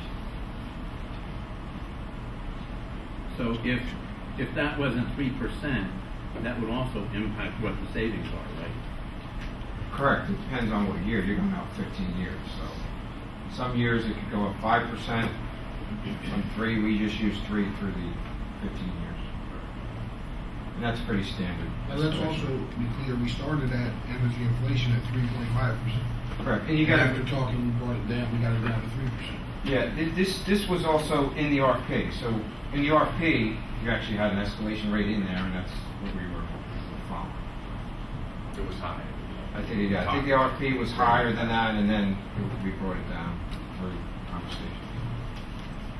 That's one of the things that Frank said. We're still spending next week, if the board chooses to move forward, we're spending next week with, as Frank turned in, negotiations and clarification on some items, and that's one of the things we're going to look at. Just to clarify, the board doesn't give direction. We're still finishing coming up with this. So right, we're still going to work on it. Right, so it's not the board wants to go forward. We're still trying to get all the information together. And then we'll make a decision to go forward once we finally get everything. And remember, that escalation rate is over 15 years, okay? So last January was the coldest January in the history of, whatever, recorded, I think, and gas prices went through the roof. So again, maybe it's a little bit of a shortfall in 1 year, but, over that 15-year term, maybe it goes up 5% in year 8, 6%, so. When you get a water rate increase, it's often 30 and 40% at a time. When they go to water. BOC and they ask for a rate increase, it's not 2%. Yeah. They want 8, 10. In the water case, they want 20, 30, 40, and they're often approved. Again, so that year, yeah. Correct. It's hard to predict. So for me to go each year to say, okay, the last 2 years, 18 months, it was 0, but 4 and 5, we think it's going to go up 2, and then 6 and 7, it's going to go up 5. This is the way we do the model, and this is the way it's been accepted through the industry. Okay. Finance, and I think we touched on that. I don't know if you want to come up here, Ken? Because I know we've been working together in Let me different just take ways. 1 second. Can you go back to slide 10? I've had the chance on many occasions to work with Mike and Ken and Mitch and the team. If you look at the column 4th from the right, it says debt service. Okay? Beginning at 831, going out to 851. The form that Mitch and Ken have to work with, this is pretty much a state form. Just like a lot of things we get from the state, that's the whole operational, when you talk about cost avoidance, that's because the state allows you to do it, because they want, people trying to do projects and energy efficiencies and things of that nature. So when you look at the column 4th from the right now, just for the illustration that Ken and Mitch are using here to prove the cash flow, they're assuming just a 15-year issue. Okay? More than likely, and we've had discussions with Mike about this, more than likely, we're probably going to shorten that issue for you. State doesn't care how you finance this. All we look at is what's the least costly way for you to finance this. Okay? So most of the energy projects, and we've done a lot the last couple of years, because when it gets to this size, you pretty much need to factor that into your overall debt plan. And so more than likely, we're going to do a wraparound. Okay, we're going to defer the principal. Okay, so you'll have huge savings, cash flow savings up front. And then when your debt goes away in 24 and 25, or when I say go away, it goes from 12-something million down to 9 million and down like to 6 or 7. That's where we're going to put the principal. it's the best way for you to do these projects. So your savings are going to be pretty significant, okay, up front, based off of the runs that Ken and Mitch have put together. But we're not married to this. This is just an illustration for the state because they need to prove to the state that it's cash flow efficient. Okay? It's our job to then come up, and we've had many discussions, with Mike. This is the way we would probably recommend doing it. And that's, so I just want to just touch base a little bit. Don't get married to this schedule, the column 4 from the right, because this is going to be different than what we showed you. Okay, Ken, taking what you just talked about. Yeah. Concern might come into play because if we end up having to borrow additional millions for the purpose of some of the other buildings and everything, and you may look at, okay, so you deferred payment on this. Well, when we go to borrow for those projects, how far are we going to be able to defer? It's actually, that's a very good question. We don't have that illustration, do we, Mike? No, I have it in your email, but I don't think I'm going to get it up on the screen. Okay. I may be able to, if I sit down, I may be able to forward the pamphlet, and we can come back to it after you're done with it. Very good question. In your particular case, because your debt portfolio is really short, okay, it's not bad at all. I mean, deferring it, we're not really deferring anything. We're just matching, I think, in years 24 and 25. So we're not. It isn't like we're taking this thing out ad infinitum. So for us to have another project down the road, it's not going to be an issue. Okay, because I keep thinking about, with where we are tax levy-wise and everything, how much can we keep borrowing for the purpose of continuing on other projects that may be necessary to do? And, at some point, if we can't make that payback, we're not going to be able to borrow for other projects. You're actually, and I will forward this over, because that's a good, it's a good discussion.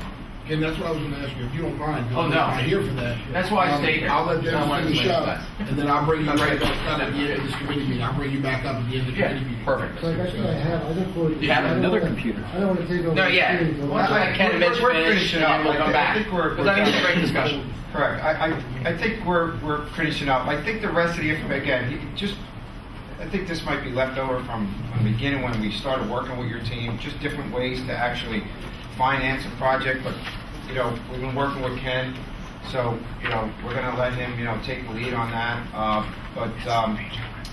And then, next steps. Mike got that too. Okay. If not, I'll send it to you. I think we covered everything here. And then on the appendices here, if you want to just touch on this, Mitch, it's just additional information, Look at the clock. right?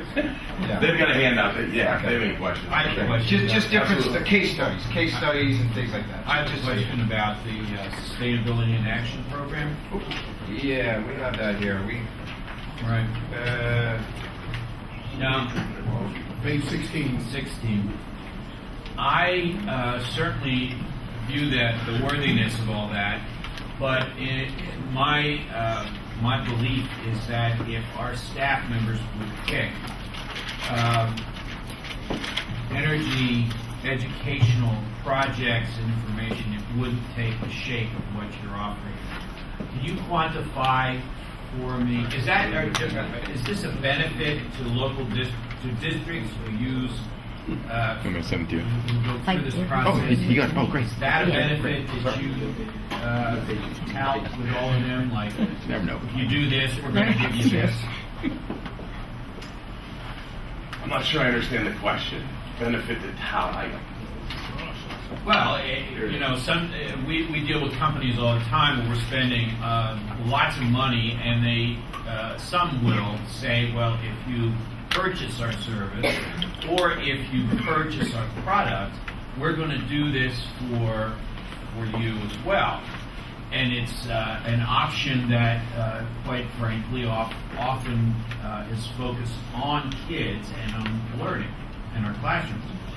And I guess my observation here is that in our district we're focused on literacy and math, and I would like to know if this is designed to be a benefit for contracting with you folks. If you had that quantified somehow, because we would prefer. I don't think we would refer to these options. I wouldn't want the board to make this decision based on these options, because I don't think these options benefit our kids. there are other ways that we could see greater benefits than your sustainability and action program. So, let me ask you. It may be fine for other districts, but I'm saying for our district, there are other needs that we have in the areas of literacy and math that, simply put, let me look around the room. I can see, we contract with King Spry for services, and King Spry is generally the first on board to underwrite and support activities and benefits for our kids. I could list a whole lot of people. We go to our engineering firm and ask them if they can help us provide certain things. I guess my bottom line question is, if we contract $8 million and we're spending $8 million for your services, what is it that we can expect? Can we expect anything back that will help us in the classroom? If that defines it, I wouldn't want the board to think that that's a tremendous asset for us, because I don't think it is right now.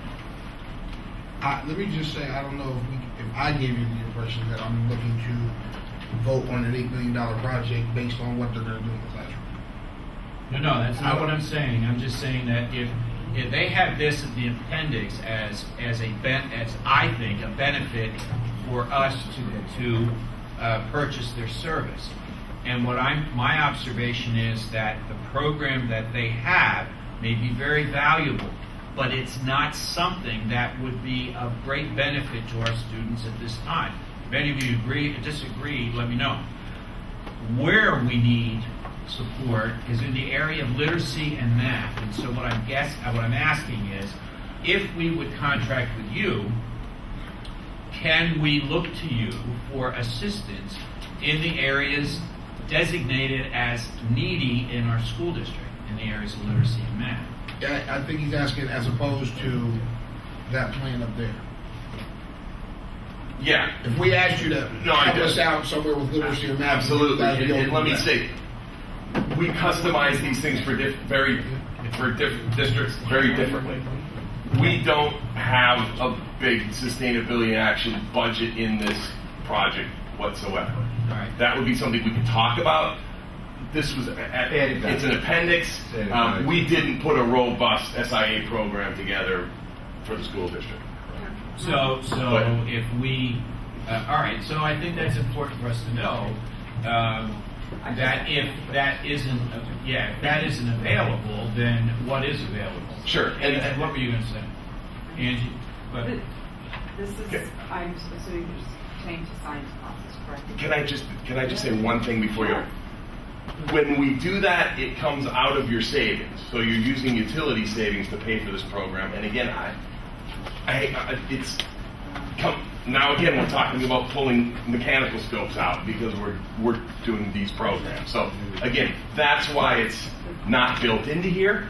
We could see if there's interest, if we could pull something out, it comes back to that again. From the district's point of view, though, I think that's the way we really need to operate anymore, given the circumstances we're placed in. So that when we go to companies and groups like yourself, I think that we need to ask the question, what's in it?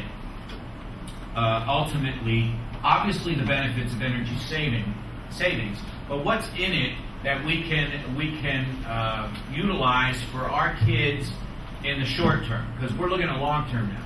And I guess what I'm saying to you is, would you consider underwriting the cost of putting together an energy laboratory at the middle school so kids can see what happens with solar panels and so forth and so on?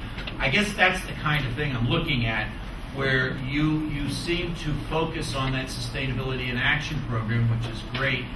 I just don't want anyone here to look at that and think, ooh, our kids will gain tremendously here, because I don't see it.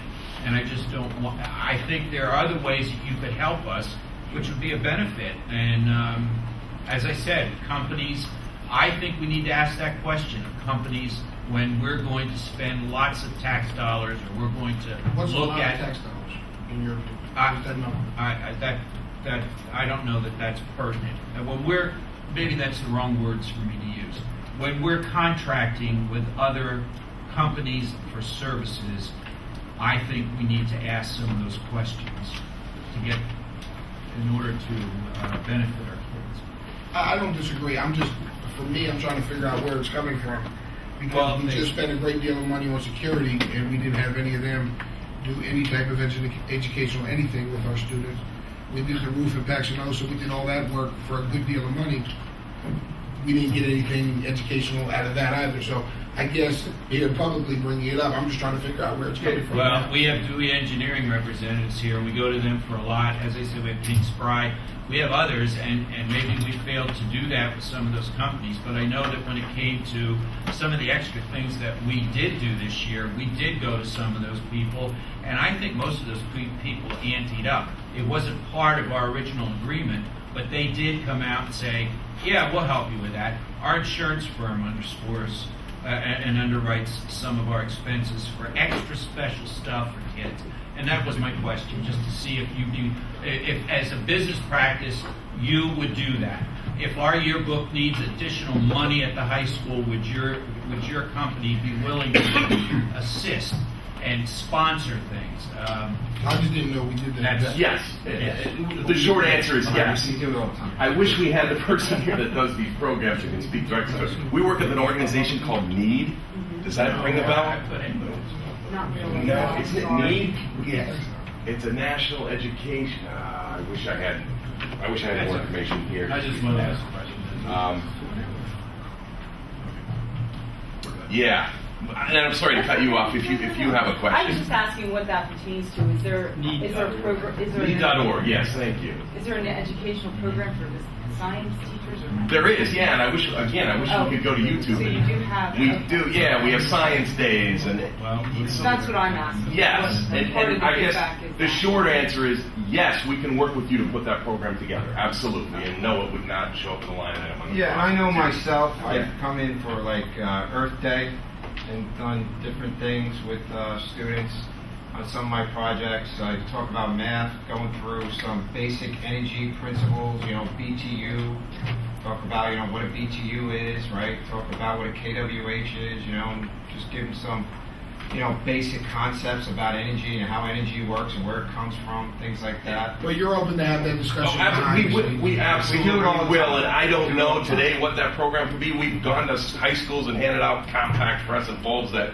we get donated by one of the manufacturers at the basketball game. I mean, we could probably bring you a whole. I'm not saying we don't do. And if you have a college just saying I know that Yeah, happened. But yeah, we could put together a science day for fourth graders or something and do what you're talking about. I guess the short answer is absolutely. We'll I know absolutely. you got caught off guard now. Well, I We wish can I have had that the person that could speak more to it than I can, but yeah, we'll absolutely do something. And we'll make sure you're involved in your staff and you can direct us to it. Maybe the initial thought is let's bring here's some of the a la carte items that we can do, and there can be a conversation to see if there's any interest in that or if we're headed down the wrong path. But we do a lot of work with school districts, and if you go on YouTube, you'll see a bunch of videos of these days I'm talking about. We actually had one where the Ken Cornu came in. Yeah. So yeah, short answer is yes. All right. Sounds good. So the rest is just some additional information for you to look at, case studies, things like other projects. Okay. Thank you. Thank you very much. I appreciate it. Can you guys handle that? Thank you. Before we bring Ken back up, I apologize. I just was told again, and I didn't remember from earlier. I should do this at the beginning. I'm going to need a motion. Policy number 6, letter A. Policy number 6. Pardon me. 907, school visitors, as it pertains to photographs and videos and things of that nature. The administration would like for us to table that today, and they want to do some more things with it. So can I have a motion to remove that from the agenda? Just right? Point of information,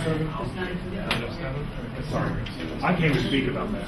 Okay, if we're taking it off, though, we're taking it off. I wish you would have done it earlier in the meeting. I wouldn't have wasted time either. I just heard about it again recently. We don't really have to do anything formal on this, right? You still get to leave it on the agenda. The administration wants more time. It doesn't have to come off the. It wouldn't have to come off the agenda if we can speak to the objection to the concerns. What are you gonna do? We wouldn't have to take it off the agenda if we could speak to the concerns that we have about the policy. It was your idea to take it off. You do whatever you want. I don't care if you keep it on or put it on. We're not voting on it tonight, so you don't have to do that. What are you told me it was coming off tonight? I don't care if it stays on or comes off. It's up to you. Somebody make a decision so we can move on. You want it to stay on? Frank, it can stay there, and all they have to do is say, there's no other comments on this tonight, we're continuing to work on it. Because this is only a committee meeting agenda, it's not the voting agenda. If it was the voting agenda, different story. Again, it doesn't matter to me one way or the other. So it's staying on? Yes, sir. Okay. If you guys are, take additional time to work out the policy, there's some concerns I came to voice about it. You'll have a chance to speak, All right, whether cool. it's on the agenda or not. We'll make sure you get a Excellent, chance thank to you. speak. But it's going to stay on? I think, yeah, keep it on. Again, it doesn't matter to me. Ken, can we get you back, Ken? Sure. Okay. For the last several months, can everyone see that? Okay. For the last couple months, as you've been going through the work with Constellation, in fact, let's go back to the very first, right there, page before that. And then I'm going to look at just a couple. In working with Mike and his staff with respect to the whole energy project that that you spent a lot of time on. This is what we were going to review at some time. That's what we had prepared tonight, just in case we needed it. This is the existing indebtedness of the district. Okay? We have a couple loans that are variable, the very first two columns, and then out through the refundings that really began in 2011. So your debt goes out to the year 2028. This is gross debt. Okay? All debt's gross, but anyway, this is gross debt. The next page, if you go to the next page, this is the net debt, meaning after state reimbursement. Because the state helps share in your debt service when you go through the PlanCon process. Now, there was some discussion earlier in tonight's meeting about PlanCon. Depending on what you ultimately do at these other buildings, okay, they may or may not be PlanCon eligible. But your architect can tell you that. Okay? You have the cash. As Mike said, there's roughly $11 million of leftover bond monies that need to be used for capital projects. Okay? You can use them because the resolutions were prepared and such, and you can use them for whatever projects you want to use them for. But now let's just focus on that far right-hand column. You're roughly at $12 million, kicks up a little bit out in 22 and 23, I think that's just a reimbursement thing. And then it goes down to $9 million in 25, and then $2 million in 26. So Mr. Fennell, getting back to your question, okay, let's say that 5 years from now, you have some major stuff that you want to do.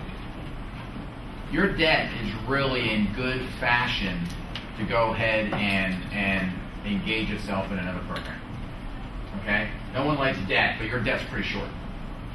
All right? So, when you focus on that right-hand column, the most cost-effective way for you to do the energy project, okay, whether it's, 8 million, 10 million, 6 million, whatever the number's going to be, is more than likely, because we've run the numbers, is to take that right-hand column and we're going to plug principal in the years 25 and 26. Okay? Now let's go to the next page. This is the same okay, let's go to the next page.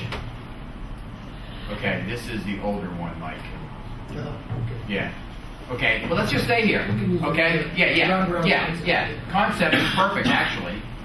This is the level debt. Okay, this is what Ken and Mitch and Pat put together based on, state law and so on. And the very first column is your net debt service. Okay, we just looked at that column. This was the $6.8 million project. Okay, just whether it's 8.2, 6.8, whatever it is, let's just look at concept here. So this is where we finance it level debt, meaning roughly $620,000 a year. You see that in that first blue column? We then add in the M&V service cost, because that's a cost. And then we take the estimated energy savings, which is the guarantee that Constellation gives you. So on a level basis, level debt basis, some years you're positive, some years you're negative. Okay, but overall you were positive.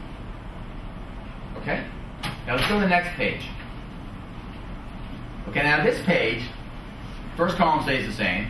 Now the first blue column is we take that same number, that 6.8 number, and we just have interest the first couple of years. You see where we plug the principal out there in 24 and 25.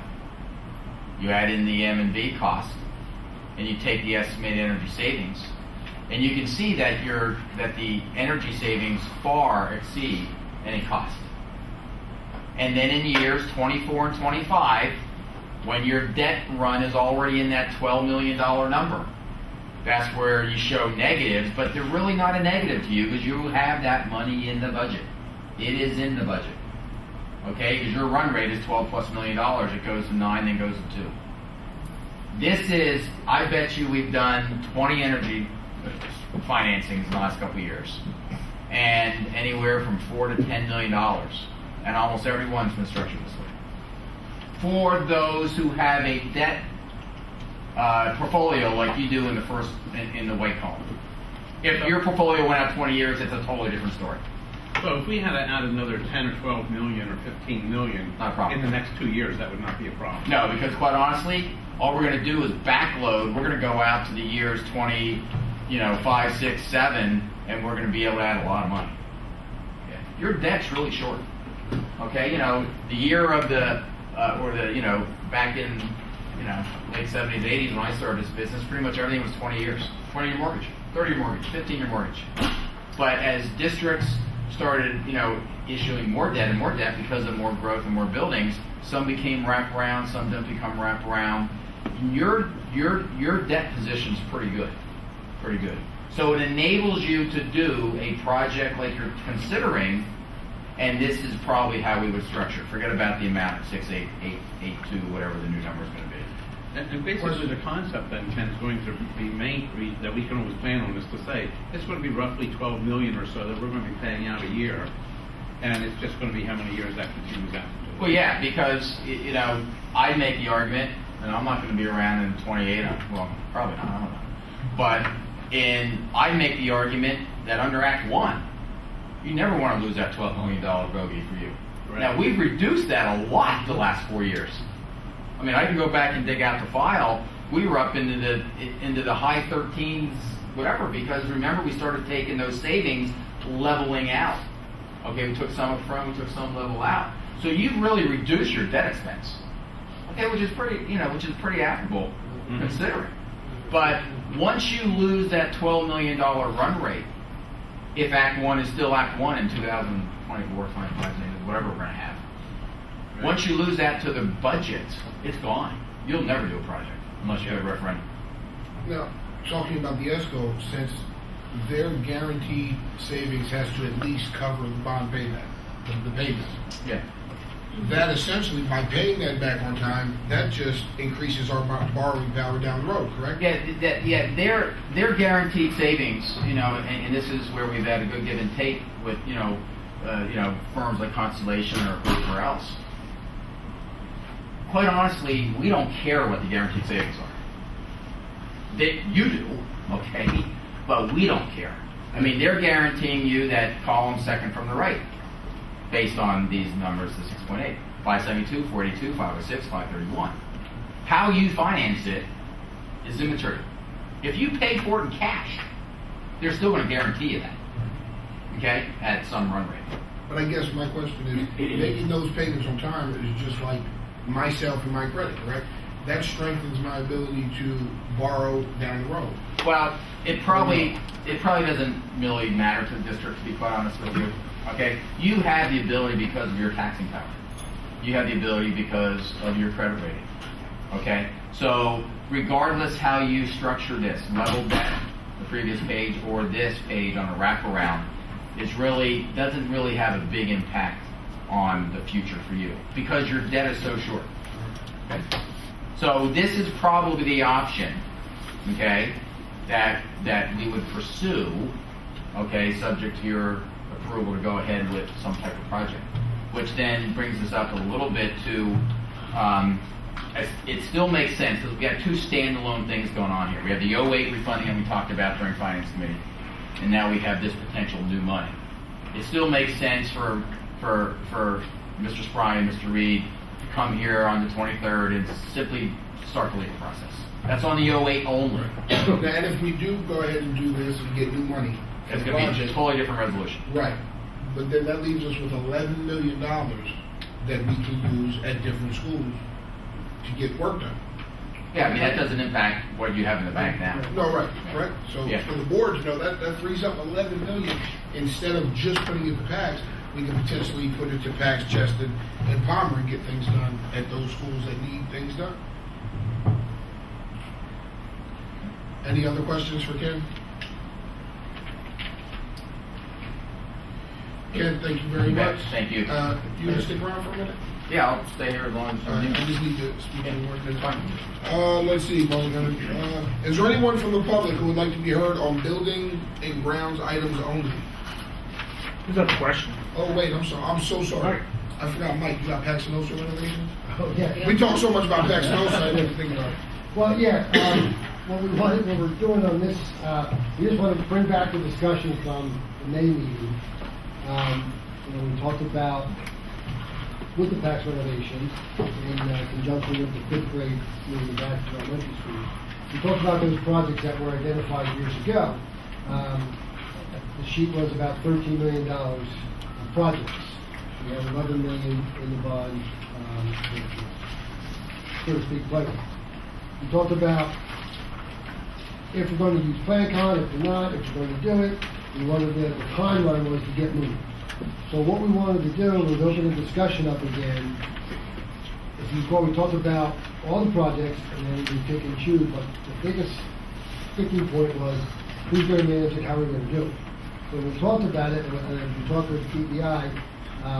We talked about having PEI under the retainer of the contract manage the project, but go out and do an RFP for architectural services to do the project. Do you mind if we just say Dewey so that people know who DEI is? Yes, do.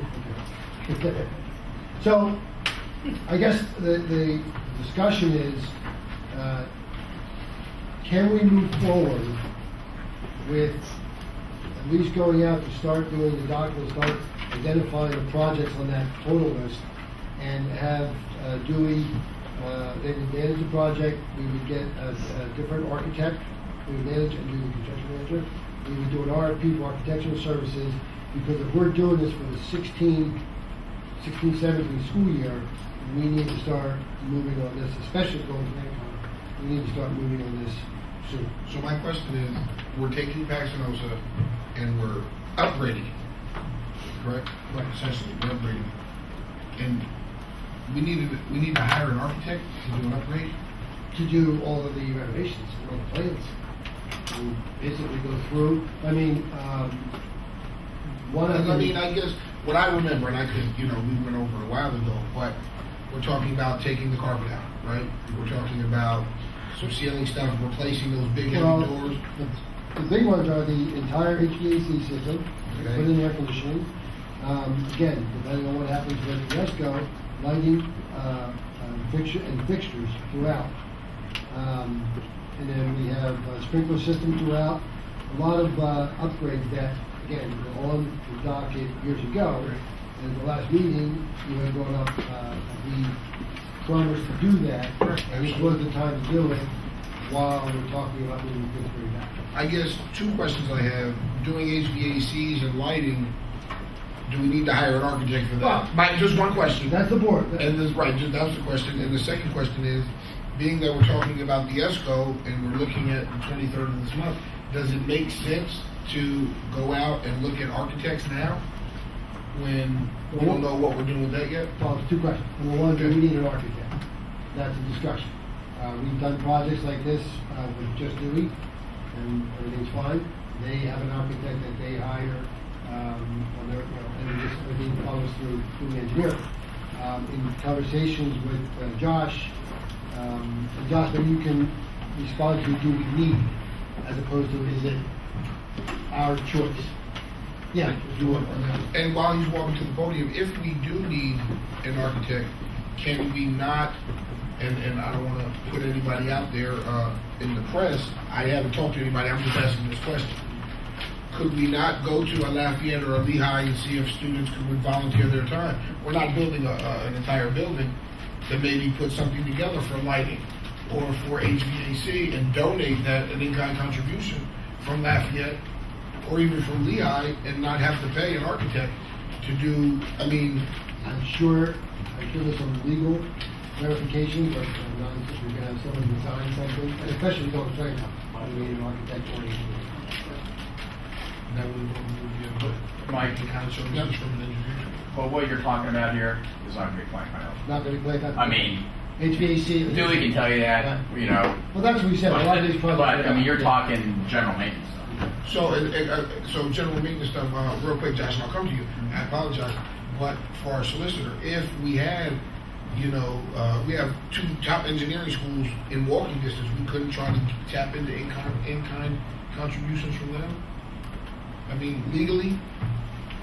Well, I don't think there's anything prohibitive, but you wouldn't be getting the kind of certifications that you would from an engineer or architect, and these are students. But I mean, if you use them with Dewey doing the oversight, which they've done, which they always do anyway.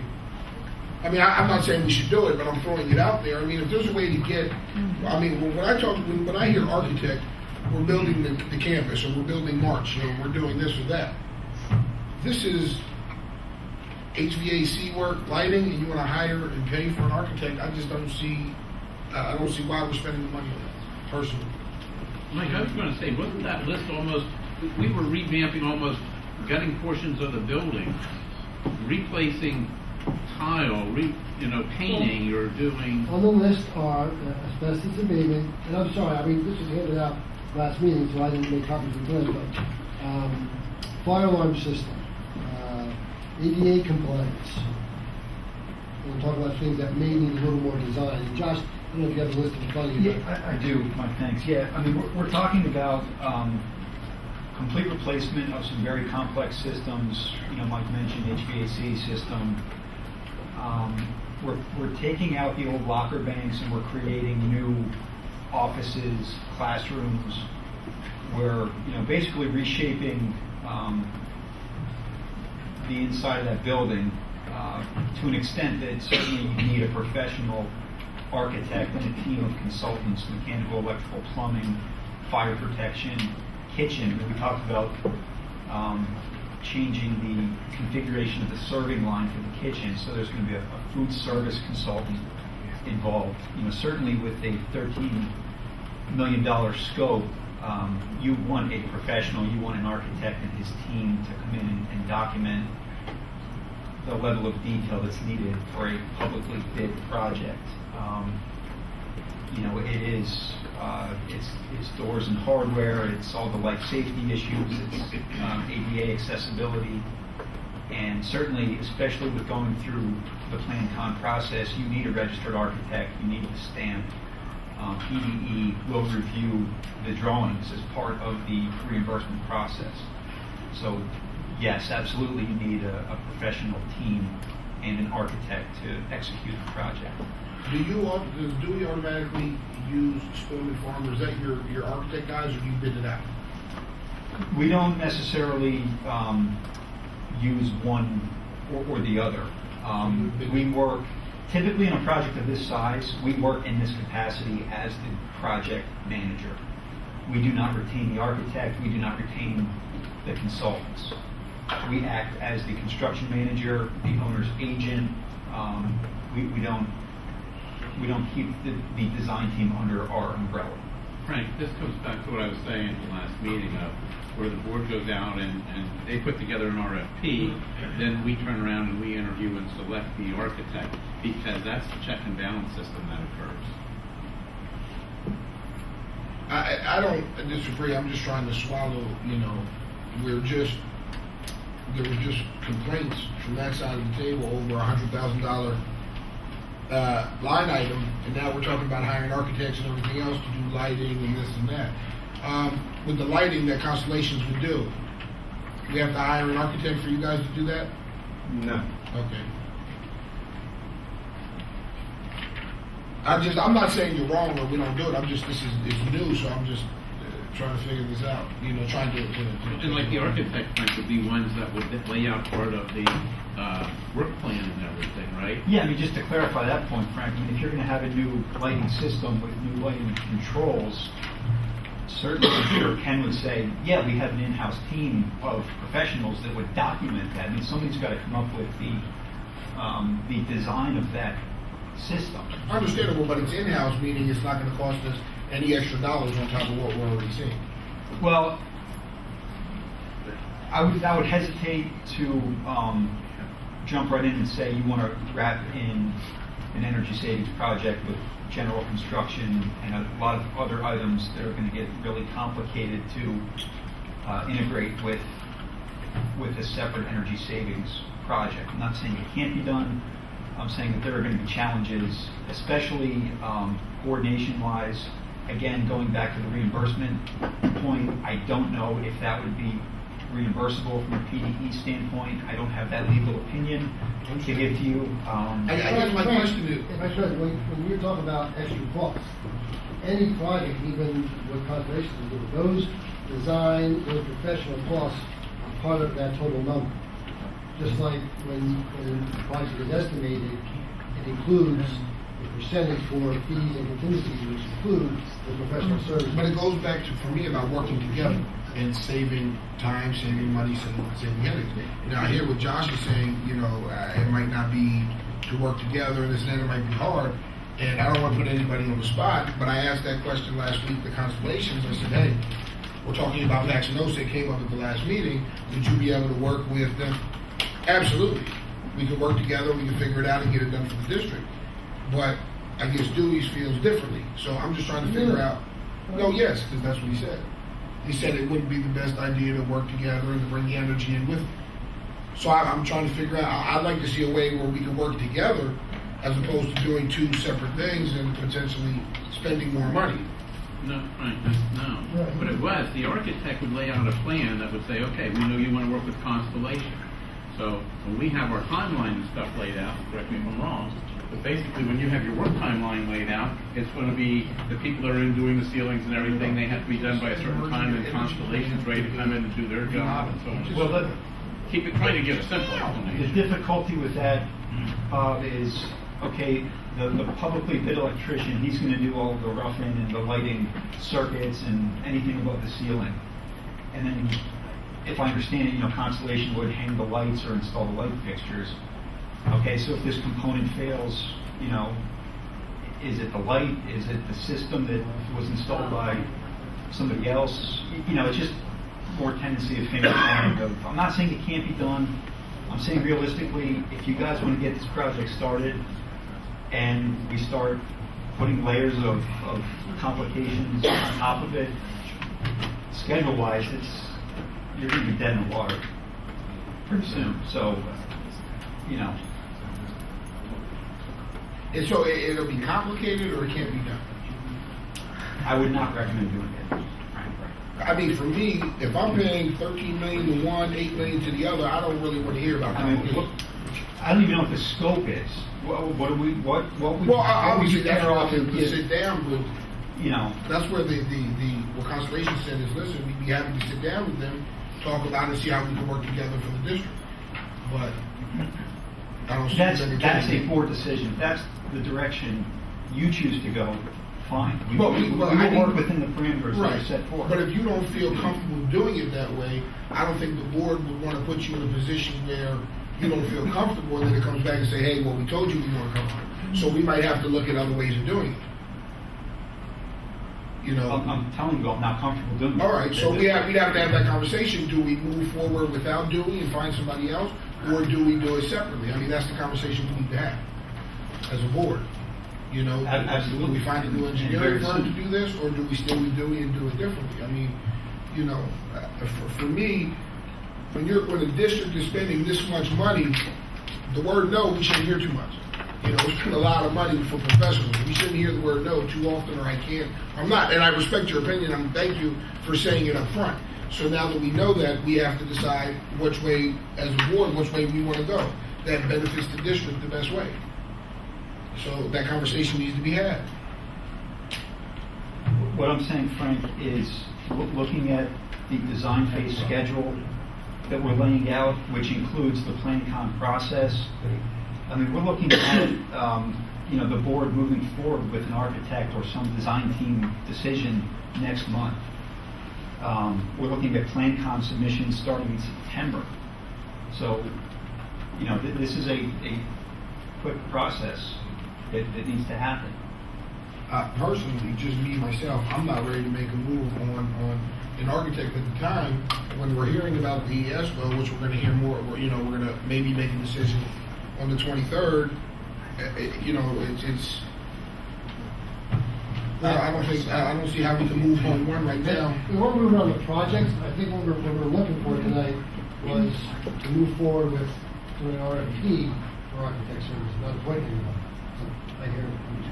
Yeah, because once you get that, you're going to have to sit and interview them and everything else. See, The question I would have is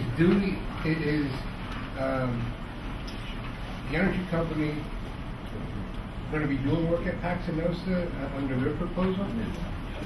Then what happened was we didn't give them Paxinosa because we didn't know when the Pell study was coming, were we getting rid of Paxinosa, were we doing this, were we doing that, right? So all they did, they went into Paxinosa, they did a lighting audit, and then they were told, you don't have to do anything else here because we're not having that on the list. Since we talked last week or at the last meeting and we saw all those things that need to be done at Paxinosa, myself and Mike called Constellations and said, listen, is it too late to add Paxinosa because these things need to be done and they fall under your scope? They said, look, we already have the lighting stuff done. If you guys if you vote on us and we go through, the first thing we'll do is put all our bodies in Paxinosa and we'll audit everything else. And you guys can set the parameters and this and that. So potentially they can do the same thing at Paxinosa.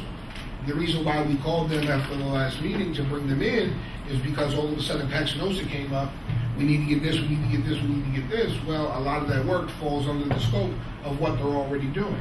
So let's see if we can add that to the energy savings plan, to get money back. So you'll see the lighting audit from Paxinosa Monday or whatever, we should have that.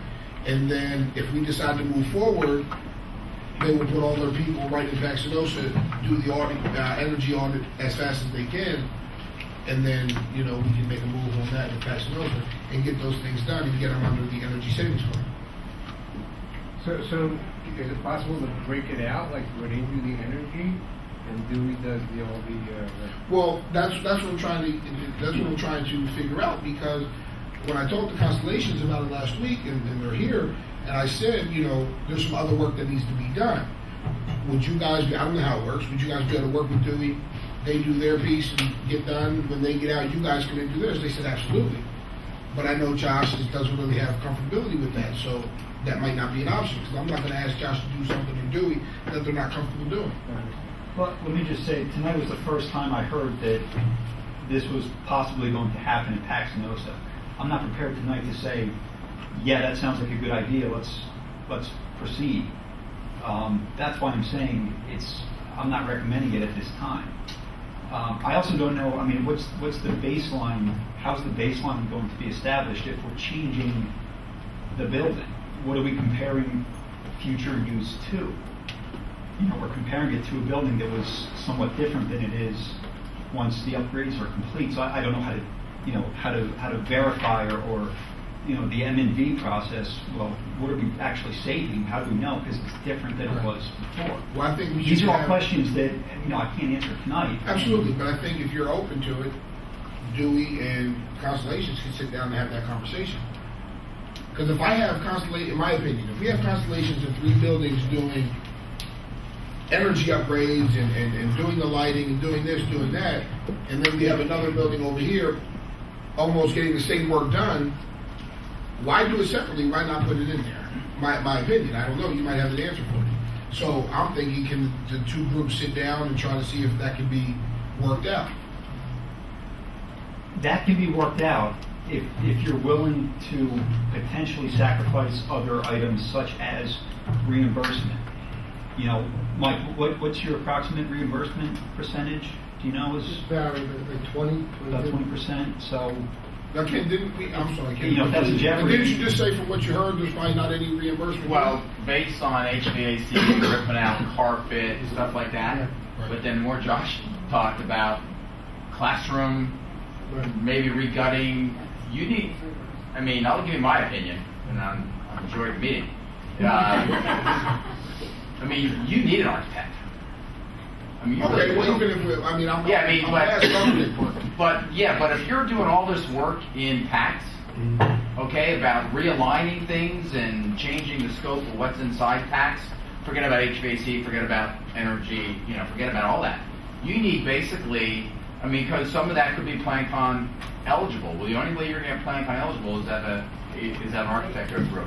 So then, to my original point, an architect comes in, if that's what the board chooses, Dewey goes in, does everything that they're going to do to realign classrooms, rip out locker bays and things of that nature. Constellations will do all the other buildings, and then when Dewey's done, Constellations comes in PACS and does all their lighting. Yeah, well, I mean, what I would recommend, if it's that big of a project at PACS, you have an architect sit down with these two guys, whoever you hire, and say, okay, what can be done? You know, how does this team work together? Or are they going to have to bid things out? I mean, I have no idea. I mean, are they going to have to say, hey, there's no sense in having, you know, one group do this and then have another group do this? I mean, that's where you probably look at the architect to see really what the scope of the projects are. If it's just general maintenance things, you're right. I mean, you can do that yourself. You can rip out carpet. You know, you can put ceiling tiles in. You can do all that stuff. But if it comes to changing the footprint at all, then you get into a reimbursement situation potentially.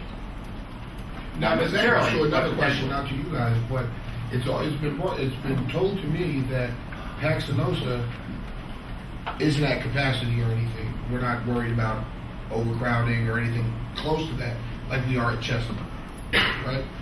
Right. So then, if that's the case, I'm just asking, why would we spend money to redo the footprint and do different things with classrooms just to bring the fifth grade in? I mean, I would think, me personally, I would think you need to do that at Cheston, since Cheston is already overcrowded and bursting out of the seams, and you're going to add fifth grade to Cheston. Wouldn't it make more sense to, if you're going to redo a footprint or make classrooms, to do it at Cheston as opposed to PACS? So Frank, if you remove the modulars, you're going to need that additional classroom space within that main building. Right. The modulars enter the picture as well as the current conditions because PACS was designed for older kids. So you have some major renovations, major attention that needs to be in the restrooms.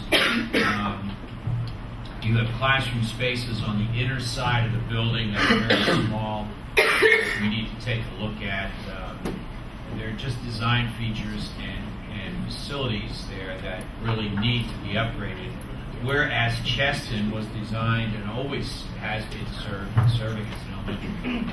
And if you go back to the timeline that we shared out with the board in May, that doesn't discount the needs that we have at other schools.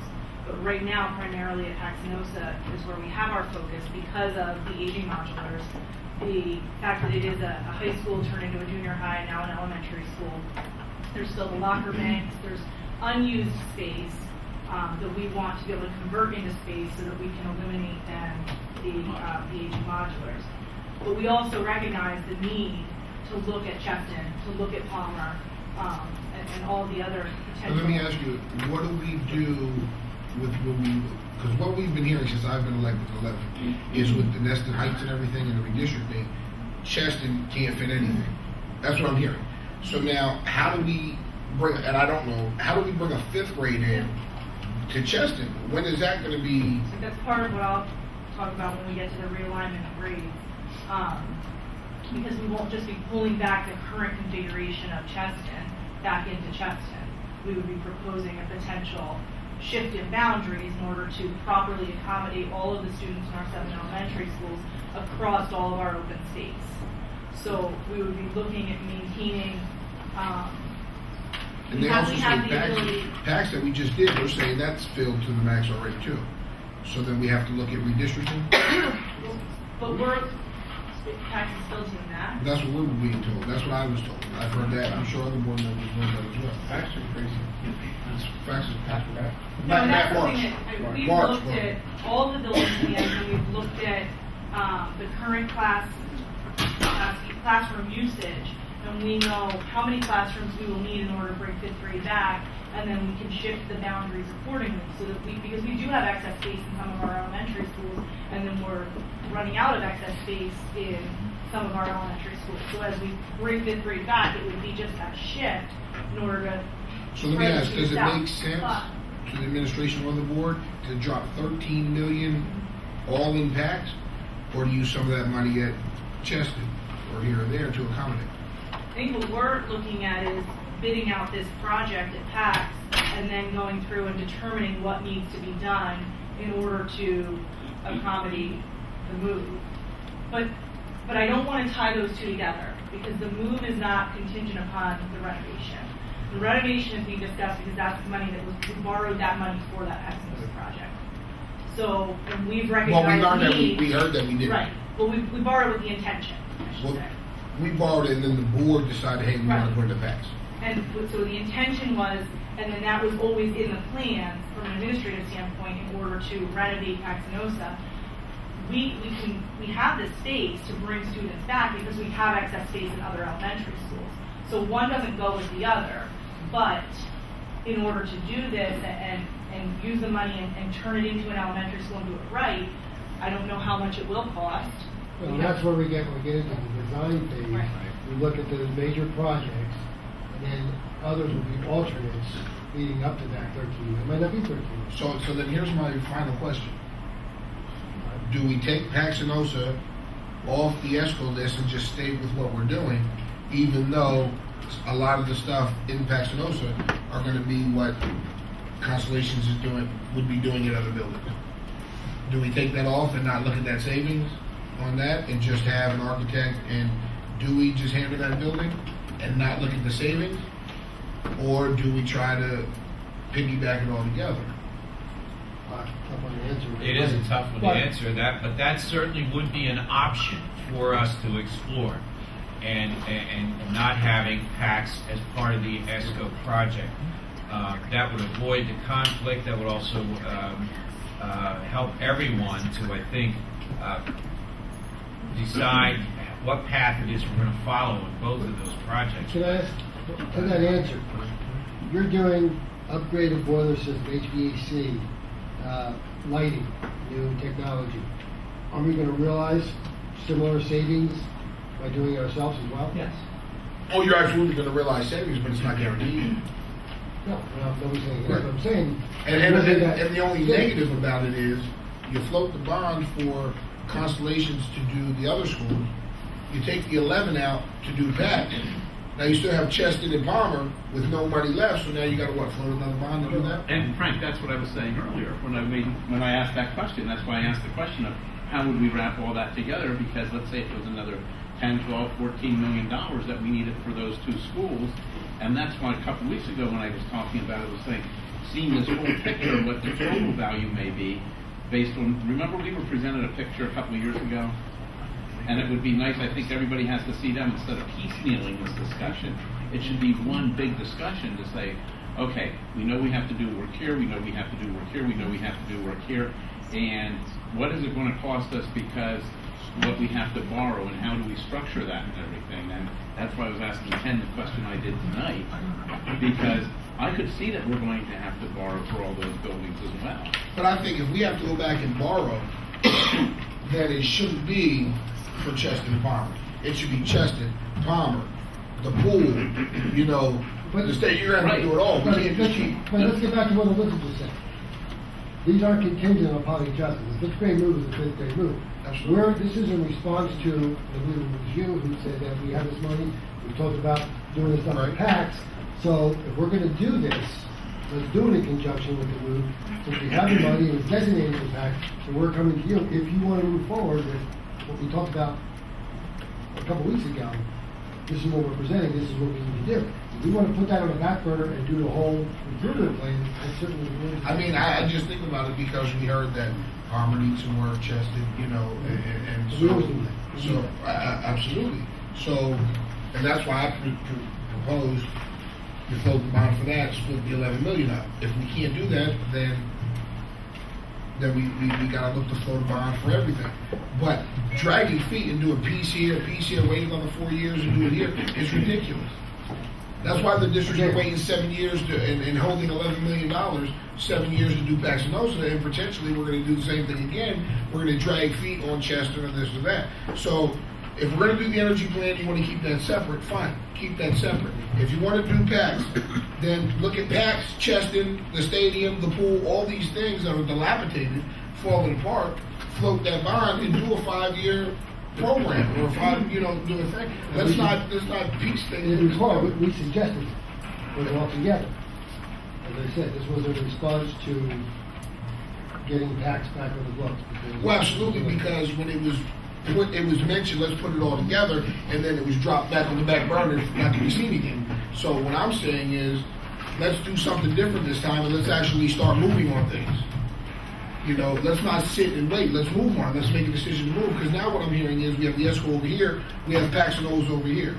Well, then when we're done with that, we'll look at everything else. Then we're coming back to the same thing. So why not roll it all in now, if we're gonna, and do it?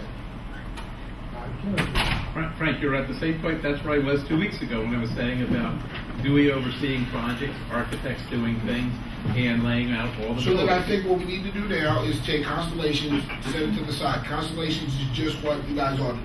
That's all we're talking about, Constellations. Paxinosa, if we need an architect, fine, but we need to have the discussion. Paxinosa, is it Cheston, Palmer, the stadium, the pool? There's things that need to be done. And Frank. Or It gets back to the capital improvement plan that we're waiting to finish up. So we should put all that together in that capital improvement plan and then start identifying projects. So which means we wouldn't go for an architect this month then? Right. Because we need to put all that together. That's where. I mean, if the consensus from the board is, yeah, that makes more sense, then let's start putting that whole capital improvement plan together. And Frank, now, this is where I'll come back and I'll throw the curve that I threw earlier when I said to you about the field house. Because if we're going to do something at the stadium, we don't know how that whole thing with the stadium may turn out. So instead of just worrying about a heating system, because we know we have bathrooms and everything else, that's where it doesn't make sense. The buildings where we're going to do no other work in there absolutely makes sense with the ESCO. But here's my thing with the field house and the stadium. The stadium alone, I can't even imagine how many millions of dollars that's going to cost. I mean, to bring the handicap accessible, to redo all the concrete on the steps that are falling, the plumbing in the bathroom. I mean, thank God the city hasn't said, you know what, you're not allowed to even be in there. So there's so much money that needs to be in there. If we can do the field house and use that as the big project with Constellations to get that reimbursement, we might as well do it. Because there's really nothing in the field house but the locker rooms and things. So if we can get the water, excuse me, the water, and all that stuff done, get it done. And then with the bond, they redo the entire stadium. And with the bond, we wouldn't touch the field house. Right, we wouldn't touch the field house, because the field house would be under Constellations to give us that savings that we need, because it all goes together. Then you have the pool, the stadium, Cheston, Palmer, and whatever other elementary school, because the Constellations are going to do the roof units at the high school, going to do this, going to do that, and we already did the roofs at the high school. The campus is where it is, Shawnee's where it is. So it makes more sense instead of piecing this thing together. So then, Frank, the RFP in essence ends up being to say these are going to be the buildings we're looking at. Mm-hmm. Excuse me. And we may have to be, you should be a little bit more specific about what their range of what they're going to do. Well, I think we have to get with Dewey and get with Dewey first to find out what we're looking to do. Then you got to get an architect. Well, they have to do the RFP right to bring the architects in first. Right. But I think we have to sit with Dewey first to find out what needs to be done at these other buildings. It sounds like the consensus is to put the PAX off for now. No, but it's, yes, for a minute, because we want to put them all together. Come up with potentially a 5 to 10 year capital plan district-wide. I'd like a little faster than that. I'd say 4 and 5. Right. A 5-year capital plan for the that's district. 5. Okay, so you can determine what your needs are for each building, what kind of bond you need to flow potentially to address the capital items. At that point, you say, okay, we have this pool of 4 buildings, we know what this scope is. This year, starting now, we're going to tackle this one. Right. Once we know what that is, then you start the process of getting an architect, And then let's say within 4 years, that's all finished. Now, Frank, saying that, I think what would be interesting to keep this thing moving, as much as I hate what I'm going to say, would be we throw another meeting in July, a committee meeting, where the whole purpose of that is talking about this issue. I don't have a problem with that. My only issue is we make our calendar a year ahead, so I know. administrators and board members schedule their vacations and things. I know. And I'm not going to ask anybody to cancel their vacation to come in to a committee meeting. Because I wouldn't cancel mine. Well, what we can do is send out 2 dates, let Ally send out 2 dates, right? And poll and see what I'm the okay with availability is. that. And if the availability is there, Frank, you make the decision to hold it. If the availability isn't, you make the decision to just wait. I'm all right with that. But I think I wanted everybody to understand that if we're going to move on it, we move on it. No feet dragging, no, waiting another 2-3 years, because that's why Paxinosa is where it is now, with the money was sitting there for 7 years. Frank, just that we plod along systematically. Right. Just so that we don't, we make sure the I's are dotted, Yeah, the T's are absolutely. crossed. That's all. And then I think the priority level is in our pocket. And I think that's very important. Well, the good thing is with Dewey, Dewey, we have to look at all of them. with Dewey, they have the spreadsheet of every building, what needs to be done by priority. We already have that. So, it's not like it's a big job to do. It has to be updated. Well, yeah, that'll be updated a little bit. We looked at it about 2 years ago. But once we do that, then we do that. Then you do your architect, the RFP, do all that stuff. Then we start knocking these projects out, and the stadium, everything's done in 4 years. Meanwhile, Constellation is not the buildings that we're not touching, that they already audited. We're getting our energy upgrades and getting all new things put in there. And we're moving, we're getting things done. Any objections with that? I just have a concern about the process and the forward progress, if you will, the potential forward progress. I'm not sure that the schedule of meetings, even if you added one in July, is going to allow us to move forward as quickly as we really should be on some of these things. And because there really is a need for the board to give us some direction on what to do and where to go with these things. Because as far as what? Well, as far as Paxinosa is concerned, and about the priorities that the board sees. Because I know that you had expected us to come back to you tonight with some information. We did so. And we were sort of hoping that, we could move forward, having experienced these things in the past, the process really takes a long time, even with everybody charting a pretty good speed there. So let me ask you this then. Josh, obviously you have to tweak what you showed us 2 years ago of priority in buildings and what needs to be done. That capital plan was updated in October of 2014. Oh, what? That Okay. is updated. So then, all we need is what, 24 hours to advertise? Do we do a committee meeting next week? If we can't wait till July, do we do a committee meeting next week and start having the discussion?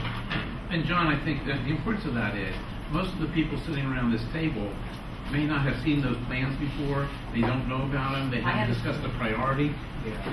I mean, for me, I understand the urgency to get going on PACS. So I think but if we're in agreement that we're going to put our few schools and a few projects together, it doesn't make sense to go out and do an RFP for an architect for one building if we know we're going to change it right away. So if we have to put another committee meeting next week so we can see that, I mean, there's not much work that needs to be done. They did it all. The board just needs to see where the priorities are in what building. Well, and come to a consensus about what your priorities are concerning the list and the work that has to be done, that's critical. There's some type of board direction. Right. Yeah. And so I figured The if sooner we we get it, the sooner then we we can can give that move forward direction. to start this priority. What I would recommend, Frank, instead of having one big charrette with everybody here, let us sit down with the administration, anyone else could be invited, come up with what we see is a potential 5-year plan based on the priorities, so that when we come into a committee meeting or a board meeting, you at least have some direction of where you think you should be headed instead of throwing up Here's the only numbers. issue with that. Mr. Reinhardt has an urgency, doesn't want to wait till July. So then that's why I said we'll do it next week, because he wants to get it done. So instead of doing what we normally do, then coming to the full board, we'll just have it here, it'll get done so Mr. Reinhardt can get it done faster.